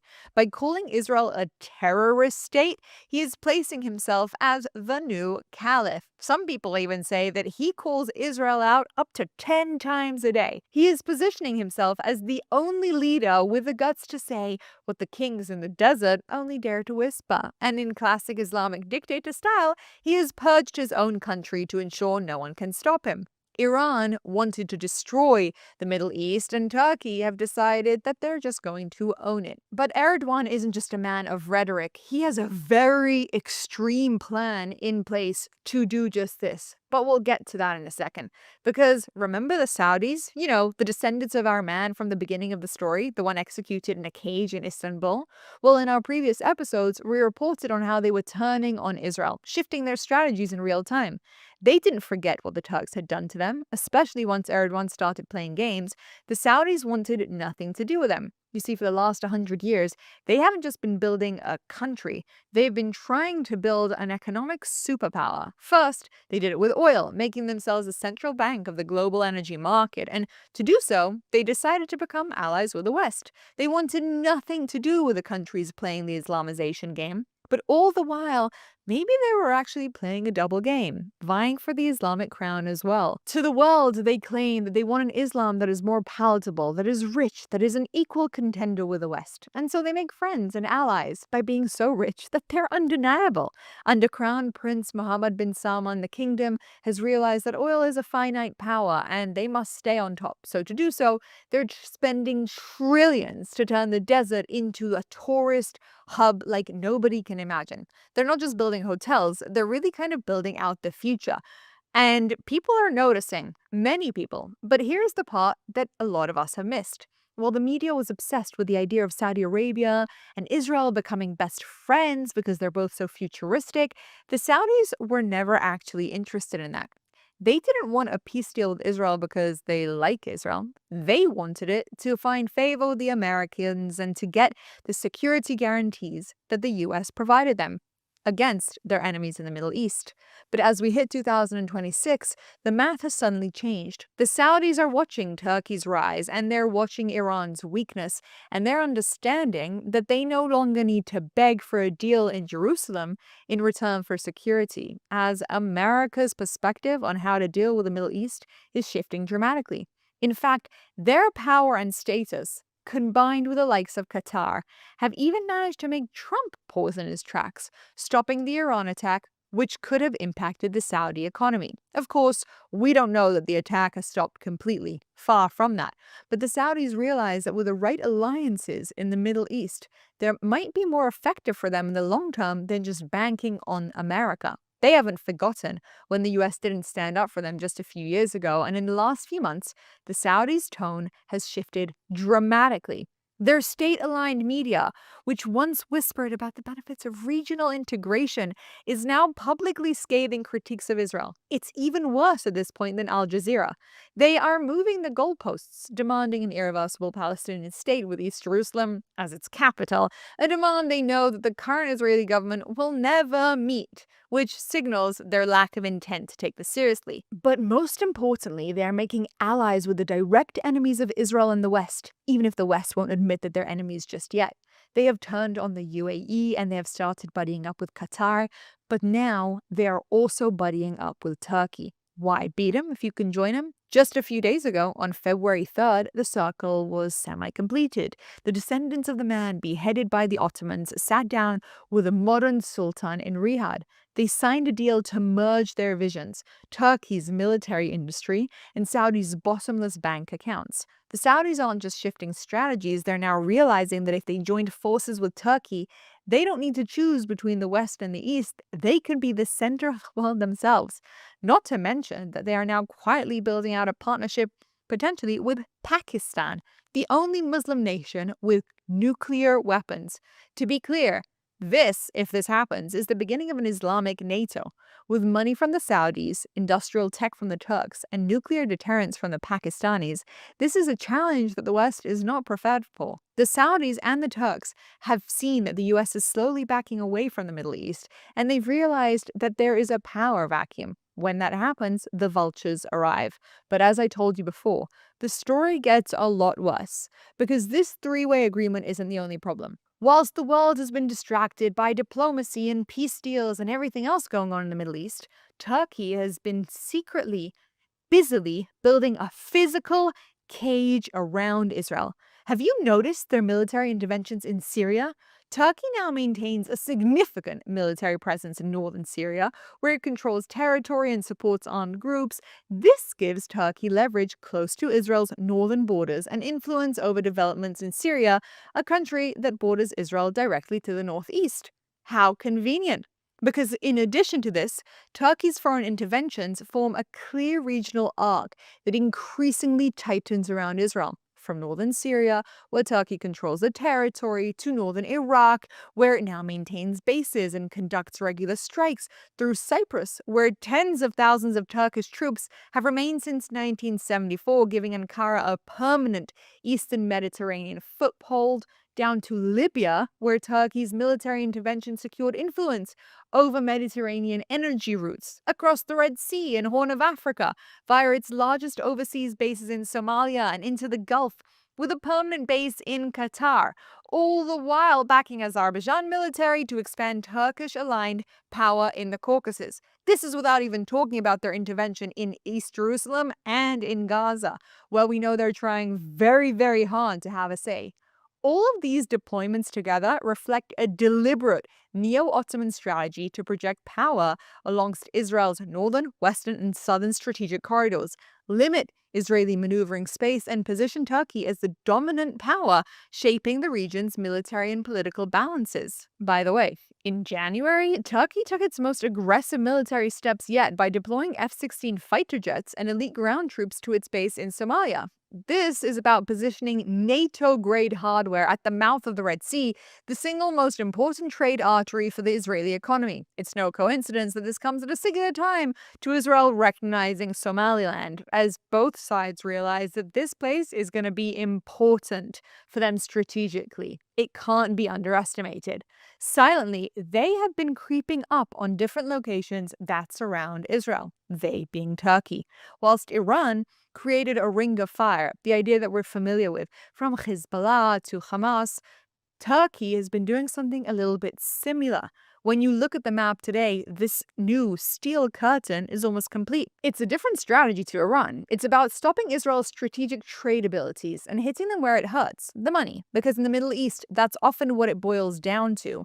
But take note, this is them starting a war without really starting a war. Turkey's allowed to have a base in Qatar and in Syria. What's that problematic? It's not a terrorist entity like Hezbollah was. They're just silently there. But when the time comes, they could turn up the heat and use their very strong military powers to our disadvantage. When I first spoke about the Saudis turning on Israel, I was doubted. But this new alliance between Saudi and Turkey, when Turkey is actively working so hard to become an enemy of Israel, kind of proves it beyond any doubt. Why would they be buddying up with the biggest future threat to Israel? At the same time as they are moving away from the UAE, the country that is so aligned with anti-Islamization, because they, both Turkey and Saudi Arabia, have realized that the time for an Islamic empire is now. With everything happening in Europe and the changes of the wind in the Middle East and the West backing away, if they can get over their differences, they become unstoppable working together. It has long been my belief that the concept of this new moderate Islam is a sham, and whilst I may be wrong about some countries, both Turkey and Saudi Arabia are proving this theory true, that friendships with them are fickle and are in their interest. When the time is right, when they smell a power vacuum, the ideal is that they are standing behind fade, and that's what's happened here. Two countries pretending to be aligned with Western values turn back to Islam in the blink of an eye. But these two countries are so much more dangerous than Iran because they are legitimized by the West. They're not sanctioned, they're welcomed, and they are part of the alliances here. Pretty soon, the world is going to have to understand that they have been duped.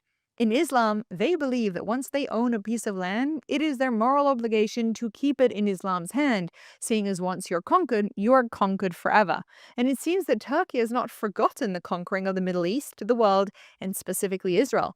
The Ottoman Empire collapsing was a religious catastrophe, and for years Turkey ignored its sacred duty to focus on Europe. But now, vying for the Islamic crown, the takeover of Israel is non-negotiable. And whilst this isn't clear to the world, it's clear, I hope at least to us. Will Israel end up leading the charge against these accepted nations? Time will tell.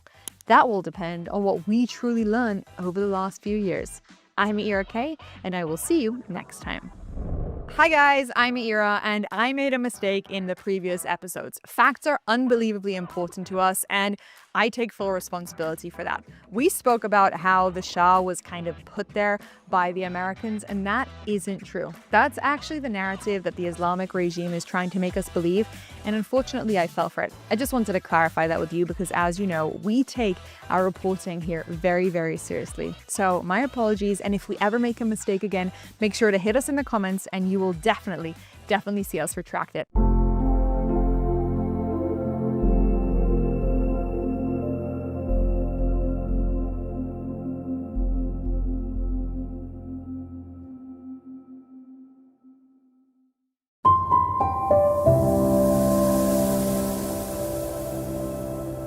Herbert Block, Executive Director of the American Zionist Movement. What can you tell me about this movement? So AZM, the American Zionist Movement, is the Zionist Federation in the United States. It's an umbrella body that convenes 51 national Jewish Zionist organizations. Wow. From right to left, youth movements, groups that are very political, groups that are apolitical, women's organizations, groups that represent the different religious streams. We are the Zionist Federation in the United States that is part of the World Zionist Organization. Last year we organized the U.S. election for the Zionist Congress, and we arranged all the Americans who participate in the World Zionist Congress, and through that in the system of the Mosdot HaLeumim, the national institutions. Wow. How did it all started? When did we start? Yeah. So the organization's been around in different names since for over 80 years. 80 years. With the same mission to bring together the different organizations in America that represent diverse views of the Zionist movement. So there, it began with the labor Zionists and the religious Zionists and Hadassah and the ZOA, and it's grown to now there's 51 different organizations. There's many ways to be a Zionist, from the right to the left, religious spectrum, and the groups in AZM show the diversity of the Zionist movement. You can be a Zionist in many different ways, still love Israel, still what do believe you in mean Zionism. so many ways? Meaning you can be a right-wing Zionist, you can be someone who's a left-wing Zionist, you can believe in Zionism from different angles of the religious perspectives, from the Orthodox, the Haredi group, Reform movement, conservative movement.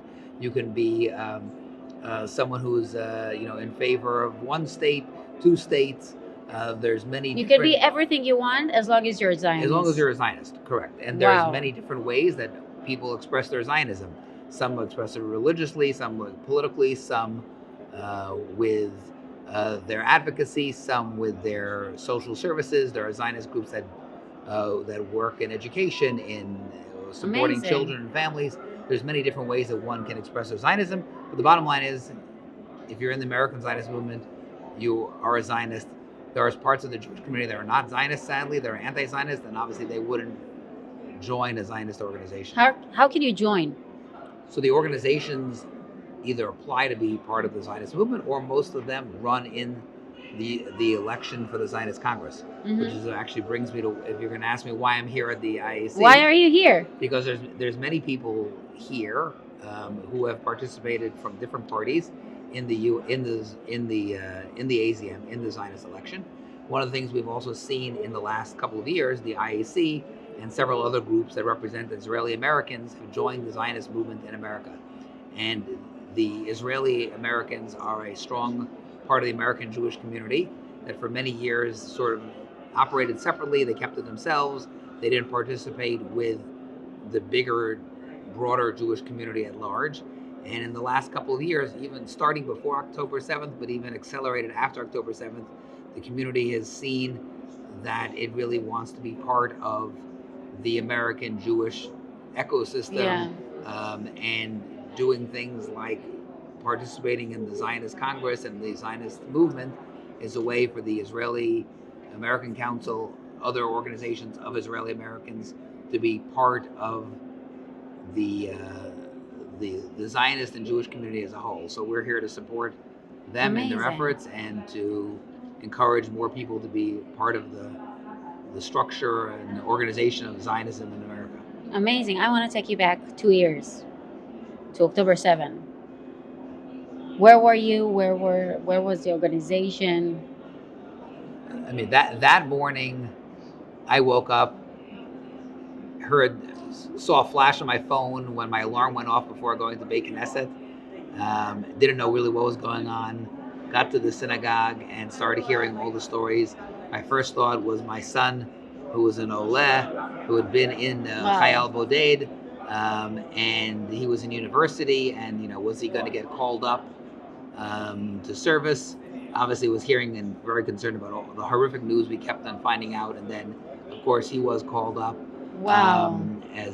So I had a personal connection because as the parent of a lone soldier, and many relatives all over Israel, and so the personal connections between everybody here in the United States and Israel was totally intertwined. You couldn't really separate that. The organization really was in a point where American Zionists were fractured. A month before, there were protests when Bibi was the prime minister was at the UN, and there were protests about the judicial reform and in favor of the prime minister and against the prime minister, and there were demonstrations on the streets, and the story was how divided the American Jewish community was. We actually changed our slogan to Zionism Together, that we want Zionists to work together and find the things that they could be unified on. And we had changed the slogan over the summer of 2023.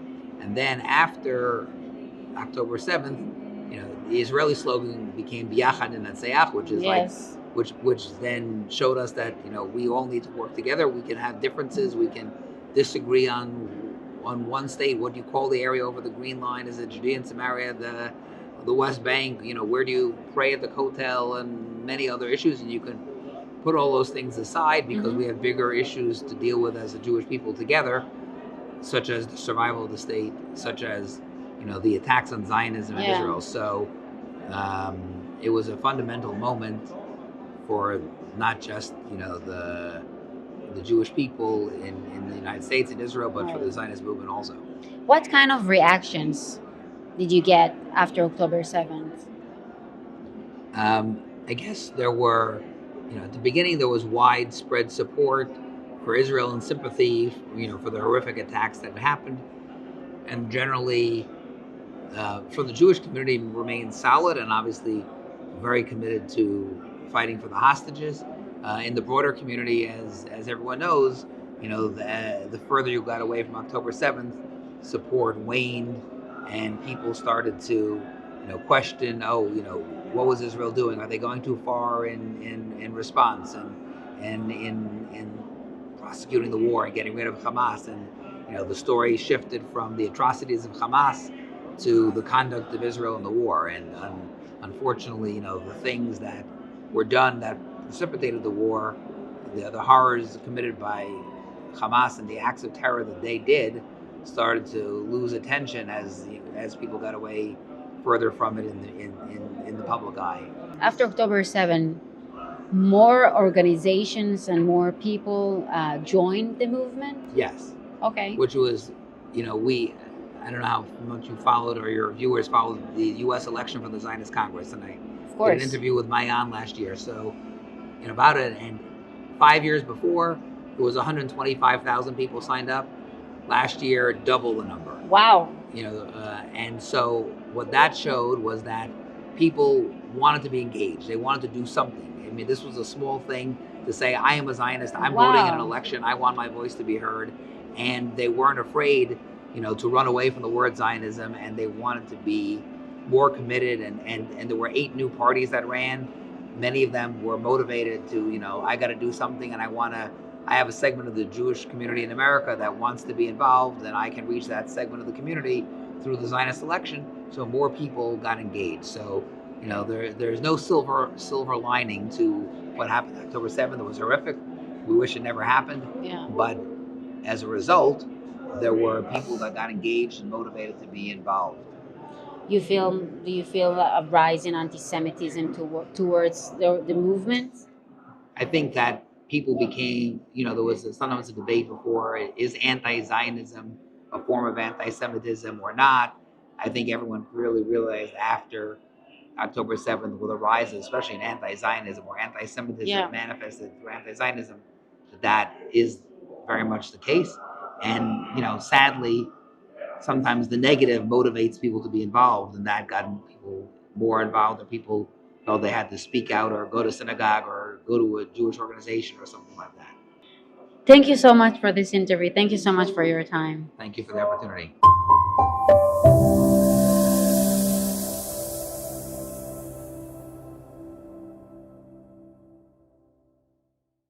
ILTV News, your source for Israel in English.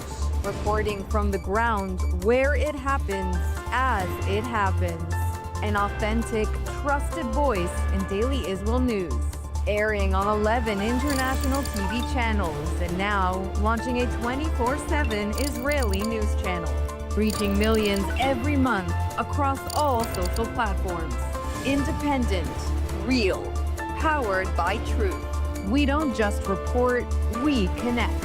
Thanks to a worldwide community that stands for truth. This is ILTV, your source for Israel in English. Israel's only English news channel, bringing you the headlines that matter every hour, straight from the center of where it's all unfolding.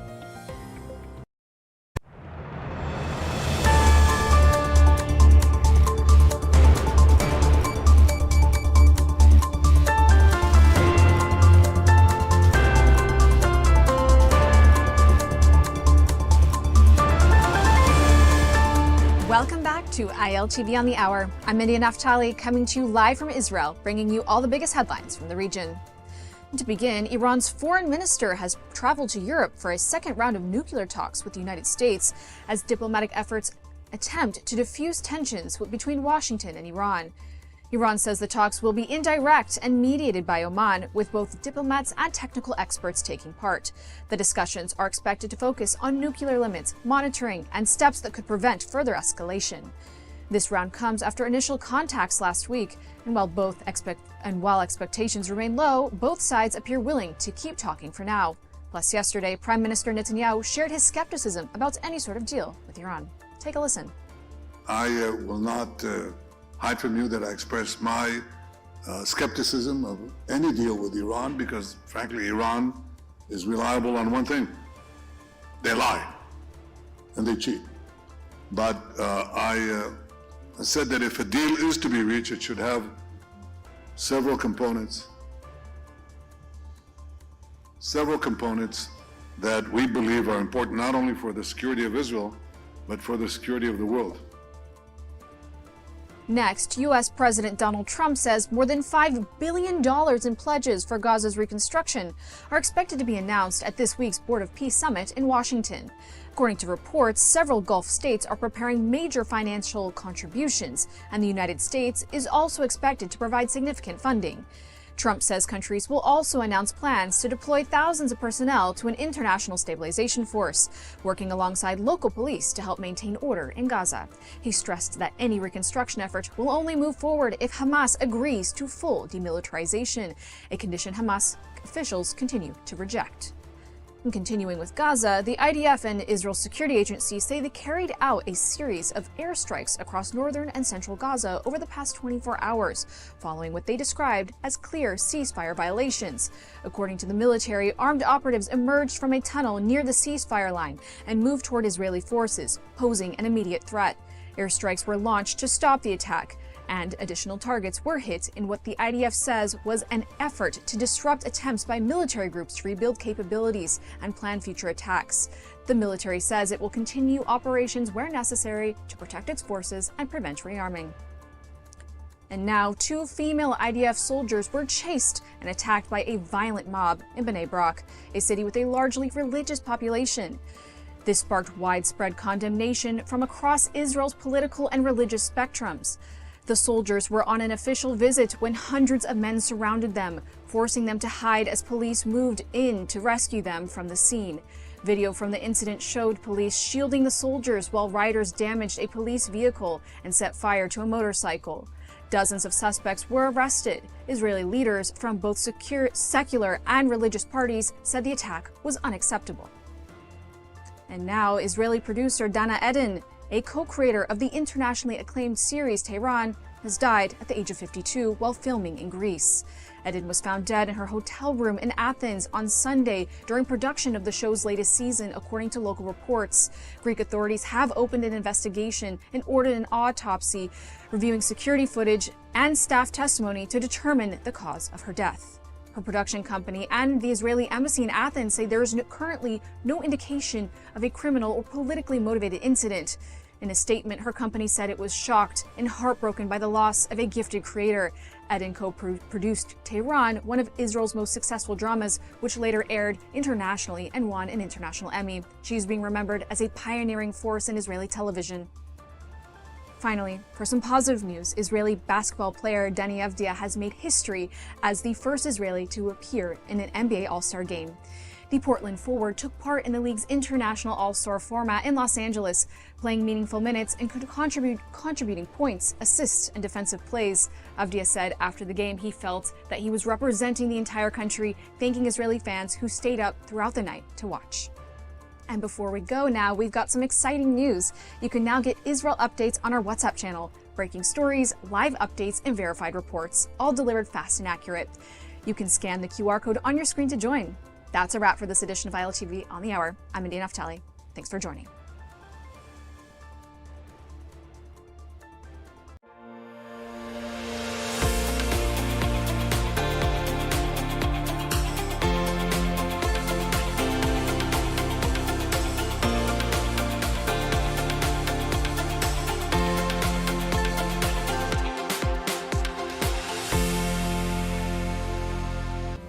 Sourdough is very different than making a traditional bread or challah.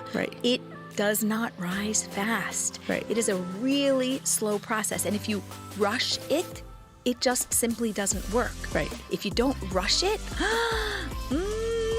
what you get is incredible. And you can't get it by moving fast. And they both take different amounts of time and effort to make that happen. That's what happens in communication.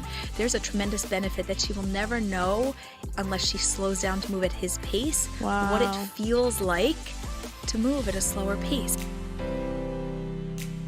Welcome to the Jewish Matchmaker podcast on ILTV. I'm Aliza Ben Shalom, your host, and I am so happy to be here with you today.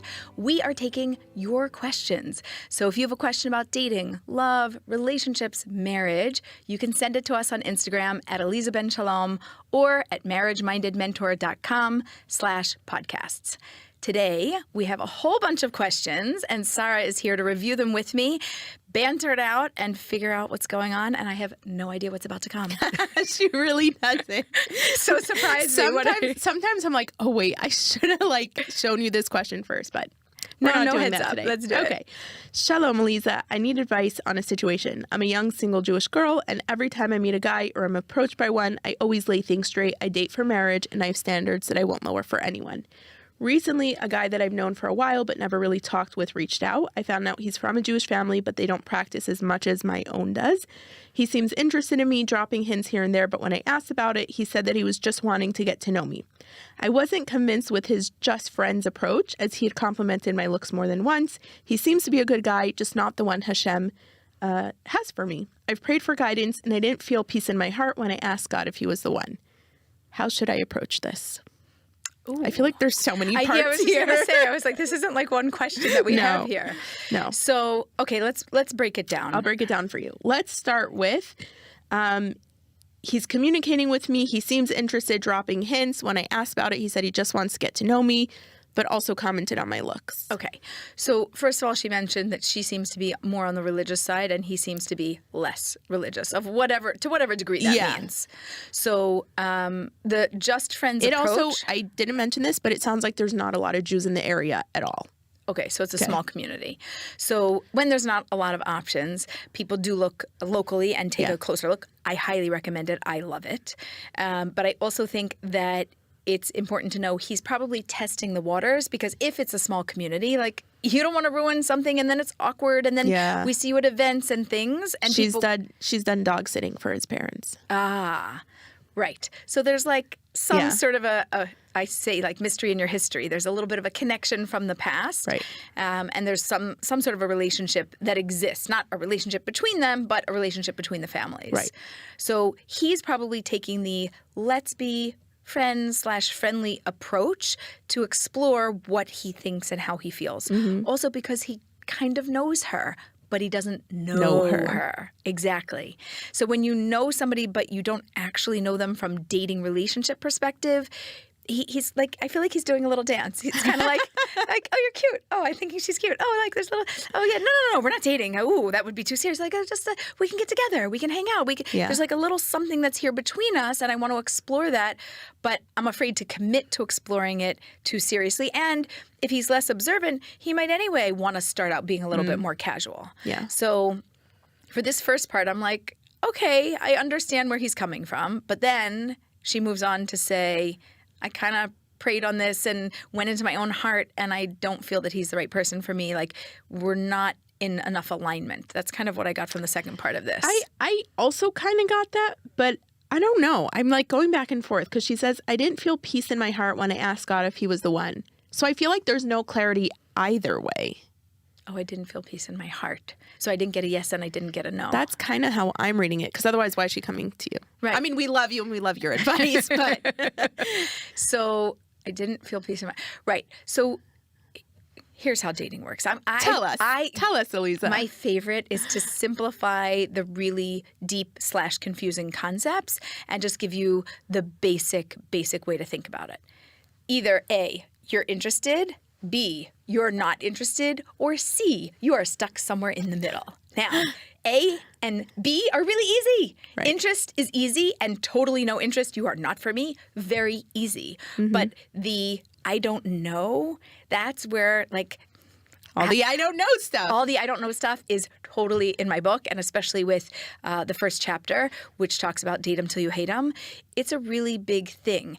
And this type of concept would be great for a situation like this, okay? And I always have to clarify, no hating anybody, love your neighbor as yourself. That is a Jewish concept and something that we believe and follow. But date somebody until you have clarity, until you know.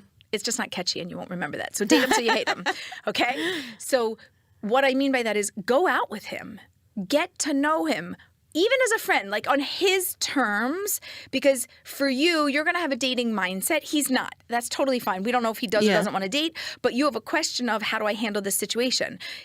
We don't care about his clarity, because if you don't like him being a no, it's irrelevant because you made a decision that it's a no. If you do like him, then we can see how to progress from there. But if you don't even like him, it's not worth it. And I don't know is really not the right direction. And the main reason is, what do you have to do? Circle back to this 5 years later? Right. You could do this now. Right. You could hang out, get to know him, connect, see, do I like him? Do I like his values? I love friends that turn into relationships. So I'm not afraid of saying, great, so you're going to see if there's something here, a friendship. First. Now, if she's more religious, she's not going to want to be friendly so much, or maybe she doesn't have so many male friends. I get that. the vibe that... I know. She's somewhere in the middle. So I just think that developing this friendship is really smart. And if I like you as a friend, then there could be romantic interest. And if our values are aligned, then this might be worth pursuing. And by that point, maybe he'll be aware that that's good for him also. Or you're going to find out he's a great guy, but our values aren't aligned. So that's okay. He's not for me. Right. And you don't have to wait for him to have clarity. You know, a lot of the times we wait and we wait and we wait for the other person to have clarity. Right. You tell me, do you like me? Because if you like me, then maybe I like you. I'm like, I don't care what you think. It's irrelevant for the moment until I know what I think. I need to know what I think first, and then it matters what you think. Right. And that we see if we're aligned. Yeah. Okay, do we hit every point on this? We hit everything. There were just I literally took notes. There were two things that came to mind. And I know this is not really PC, but I feel like you'll agree with me on this. I feel like women today, we know what our standards are, and we're not willing to settle, and we're not willing to lower our standards, and we shouldn't. And we sometimes have this vision of how it should play out and how it should look, and we don't need to be so married and so attached to that idea. And we also should consider how it's coming across, right? So do I know what my standards are, but I don't necessarily communicate it through my words, but just through my actions? Fine. Or do I say, by the way, I'm not going to date you unless you're dating me seriously? Do you know what I mean? Yeah, that's a little too intense. By the way, when you first started reading the question, that was the feeling. I also tensed up when I read it back first. Almost from the microphone, like, oh, this is like intense. Like, you're so intense. And so just because of the way the question was phrased, I'm kind of wondering, like, are you coming off a little bit? I don't want to say a snob. I don't want to. No, but too much in your head about. Right. Here's the process. I'm dating for marriage. Correct. You say you're dating for marriage. Now we actually date, as opposed to this. That you're in a community. There could be a little fluidity. There's fluidity. It's an organic process, and especially because you're in a community together. And I think a great way to maybe be a little more flexible in how I'm approaching it, but also not lowering my standards, is exactly the 5-day challenge. Because if he's really if he's not actually interested in dating me, then if I say, like, hey, I don't touch on the first 5 dates, he's going to be bye-bye. But anyway, they're friends, so they should just be friendly. Hands and they're not, and then that's the whole thing about being friends and, quote, hanging out. You're actually doing exactly what I'm saying, which is let's get to know each other, and we're just not using the word dating. Right.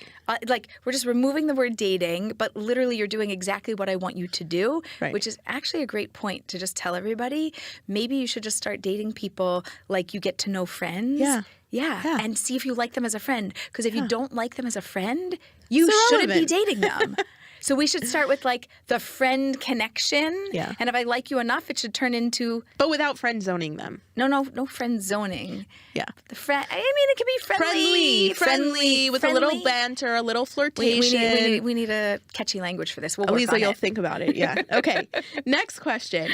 I am an American conservative Jew, mainly culturally Jewish, but open to deepening my spirituality, living in New York City, and I am considering making Aliyah. Right? Because I've dated here for a while and haven't met my match, and I feel like I click with Israeli men better.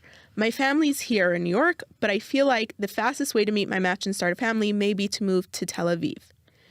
Is that a bad idea? I want to raise my future kids near my family, which is in New York.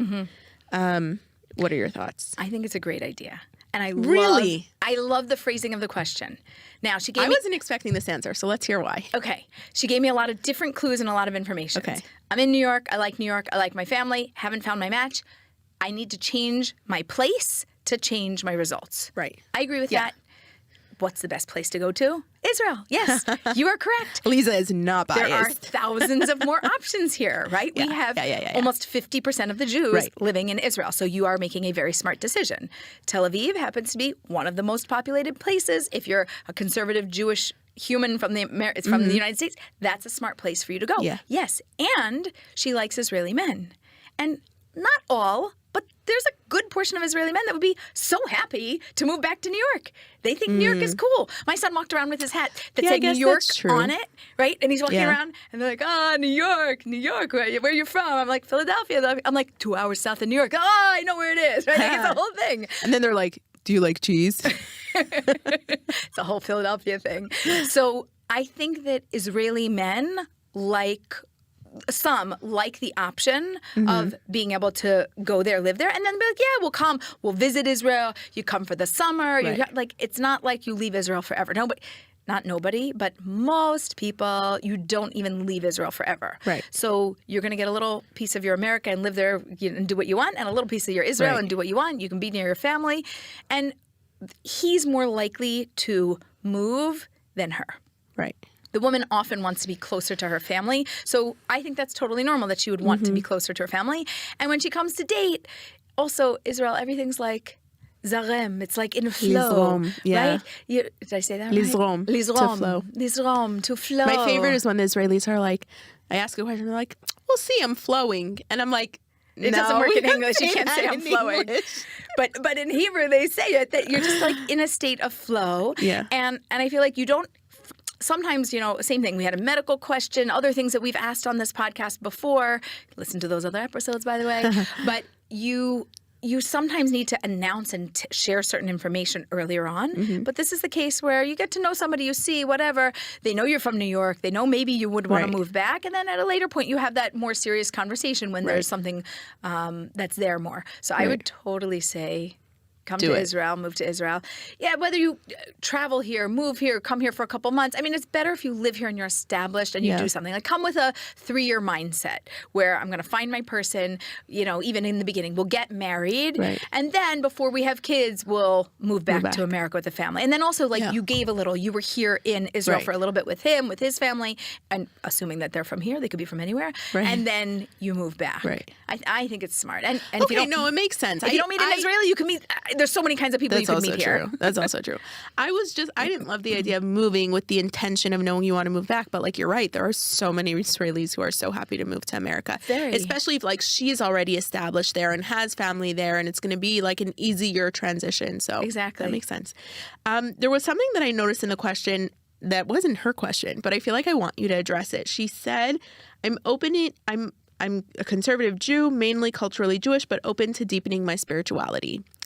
And I always find that intriguing, and I know we've talked about it before, because she's not saying I am deepening my spirituality. She's saying I'm open to it, and it kind of sounds like for someone else.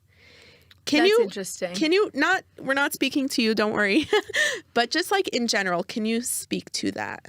So when you first said that or reread that, I heard, opening to deepening my spirituality. I'm thinking, don't go to Tel Aviv, go to Jerusalem. Maybe go to a program. Maybe you should go learn for 3 or 6 months, or just explore it so that you know what it means to you, so you know what you want out of it. And then you know what type of a person you want to be with and or grow with. The way that you phrase it, which it's so funny. We heard it so differently. I'm open to deepening my spirituality. Like if my partner was that and I'd be with them, which by the way, culturally in Israel, people have more traditionalism. And I grew up conservative. So I feel like I understand the question at a deeper level. And she probably will really enjoy like Shabbat, but they do Friday night, but they go out Saturday, or they're not keeping everything, but you have a Friday night meal together. That's a part of the traditions that we do. The culture is so much more rooted here and so much more alive. Yes, that's fabulous language. The culture is so much more alive here. And you live your Judaism. You love it and you live it. And that's something that's really special. But I would say if you're open, or if anybody's open to exploring it, you should totally explore it. And Jerusalem's the place to go, not Tel Aviv. And I'm just going to say on behalf of Aliza, if this was your question and you end up making Aliyah, let us know. We'll meet up. Okay. Yes. Next question is from Eli. I really like the woman that I'm dating, and our values are mostly in alignment, although our communication styles are not. She's more communicative and therapy-minded in the way that she speaks and wants the same from me. I'm a little more reserved and have less of a need for ongoing conversation, but I do like that it helps to bring out a side of me that I appreciate. However, at the end of the day, it feels to me like her emotional needs are more than I'm used to, and I'm not sure that I'll be able to consistently meet those needs. How can we work this out? Okay. I like this. I like this one because he sounds so emotionally attuned and emotionally aware. How can we work this out? Not what do I do about Where this? are the men like this? He's right here. Dating someone. Someone lucky.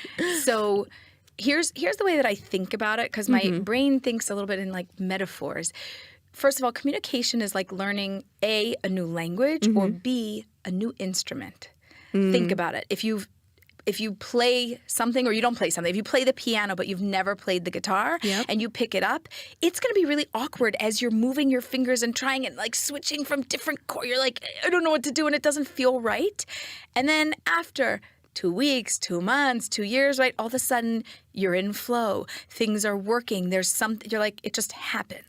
So communication is the same way. You have to get into a state of flow. You have to know yourself, and you have to know the other person, and then you have to see, where do we bridge this gap? So first of all, you know the problem, which is great. You're not coming asking what's the problem. Now you're coming to ask, how do we fix the problem? She wants to talk more, communicate more, emotionally share and be connected. And I'm like, good, I can handle less, I can do less. on both sides, I think we have to meet somewhere in the middle. But it's not just middle. Like everybody's like, we have to compromise. No. Sometimes she has to lean a little more. Sometimes he has to lean in and give a little bit more. And sometimes we're going to both lean out. And hopefully sometimes we'll both lean in and we'll match each other. But we have to have an awareness that I can't just stay who I am and be with this person, right? I can't just say, I am who I am. I like who I am, and that's what it is. Yeah, that's great, but that's not great to be in communication with anybody. Right. Because there's no carbon copy of you, even if you're a twin. It's just not the same. So I think that it's really important that he takes a moment to go, I'm learning a new instrument, right? I'm learning to play the flute. Yeah. I'm learning to play the clarinet. I don't know how this works. What are the notes? Where do my fingers go? How do I give you what you need? What is it that you need? And then to be able to say, oh, well, okay, your need is here. My ability's over here. How about if I just like step it up a step or two? And she goes, oh, that's great. And then the other side needs to recognize he did something. He took a step. He gave in this relationship. What can I do for him, and how can I help, and what does he need, and and it's a pace thing also, right? Like she's moving at a quick emotional pace, and he's moving at a slow pace. Now, neither one is better. She might think, oh, he has no clue about all this emotional stuff. But let me tell you also, she has no clue that when you move at a slower pace, things happen differently. Right. If you think about baking, there's certain, and I don't know if you're into baking. Are you into baking? I mean, let's see where this analogy is going to go, and I'll tell you if I get it. Just for example, sourdough is very different than making a traditional bread or challah. Right. It does not rise fast. Right. It is a really slow process, and if you rush it, it just simply doesn't work. Right. If you don't rush it, what you get is incredible, and you can't get it by moving fast. Right. So yes, that's so true. Okay. So now that you have that image, like they're two different things, and they're both fabulous. Right. Right. We got a challah, we got a sourdough. They're both tasty. They're both incredible, and they both take different amounts of time and effort to make that happen. That's what happens in communication. There's a tremendous benefit that she will never know unless she slows down to move at his pace, what it feels like to move at a slower pace. And you might think, no, but he's not communicating. No, he is communicating. Right. But he's communicating, like, again, also with music. All these things keep coming back to my head. We have a rest, right? We have strum, strum, strum, rest. The rest isn't rest. It makes the music. Right. It's drama. It's not nothing. It's something. Exactly. Right. It's something. And it has such a powerful effect. And she's missing the music. She's missing the song that exists if she doesn't pay attention to what's happening on his side. And so I think that there's a benefit to saying, wow, she has something to offer. And men, more likely than women, won't notice this. He has something to offer too. And we can't miss that. And we should try on both styles of communication, different types of connection. Totally gonna I feel like I'm gonna look at all of my relationships so differently now, even my friendships, and see like how are they communicating? Because it's so frustrating when the person doesn't communicate the way that you want them to. Yeah, it's so frustrating. And when you do, because the irritating thing is when you have that person and you're in flow and you're like, oh my gosh, that was like I love hanging out with you, because you want that feeling with everybody all the time. But when you have that, you don't know anything else. Yeah. Like you and I have worked together for a long time, and we've also said when we work with other people, like it's different, and then you're not in flow, and you're like, oh gosh, I got to start all over again. This is so annoying. You're not in flow. But when we take the time and we slow down and we're like, 1 second, I'm not going to talk to her or him the way that I would talk to Aliza, let's say. And I let myself like, no, okay, this person's not Aliza. It's not going to flow the same way. Right. But I allow myself to explore, so what does communication look like? Sometimes it really doesn't work out, but so often it does. Right. And now it's like also speaking 2 languages. I know how to do it my way, and I know how to do it your way. And people that speak multiple languages can communicate with more people. Right. So this isn't going to only help you in your relationship. This is going to actually help you in every single relationship in your life, because you will have more languages to communicate with other people. Right. Wow. Okay. I love all this. I just want to look at one other point in the question really quickly. I'm curious if there's any place to say, like, at what point does something become too needy, right? Like some women are really just emotionally aware and we can like speak the therapy jargon and we have all the right things to say, blah, blah, blah. And sometimes we're just quote unquote too needy. I mean, I don't believe in too needy because like we want you too needy from somebody else rather than I have needs and I know how to satisfy them for myself through other relationships, through other connections, and you're not my only you're not my everything. Right. So how in this using this question as an example, where's the place to say she's got her own work to do also, and that it's not all on him? I think that has to be a part of every conversation. Okay. Right? Like she's feeling, oh, I need this from you. And I think at every point he needs to say, right, like we communicate your way, we communicate my way. And like for this moment, we're trying it this way. Mm-hmm. And that's what it is. Like that's where we're at. That's part of the communication, which is I can't move at that pace. Right. Again, if we go back to languages and I'm speaking a language and I'm not speaking your language and I'm speaking really quickly and I'm just moving, you can't even understand me. Right. But when I actually slow it down, like I'm thinking about Hebrew, I'm like, please, could you just...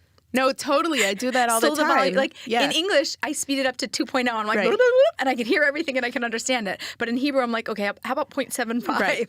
Right. Okay. And then I can actually move with it and understand it more. Sometimes moving at a slower pace is going to help you to understand it more. But I think he needs confidence to say, you have something really great to offer. It's one of the things I love about you. And it's one of the things that frustrates me about you. Mm-hmm. This is a challenge. And I have something really great to offer.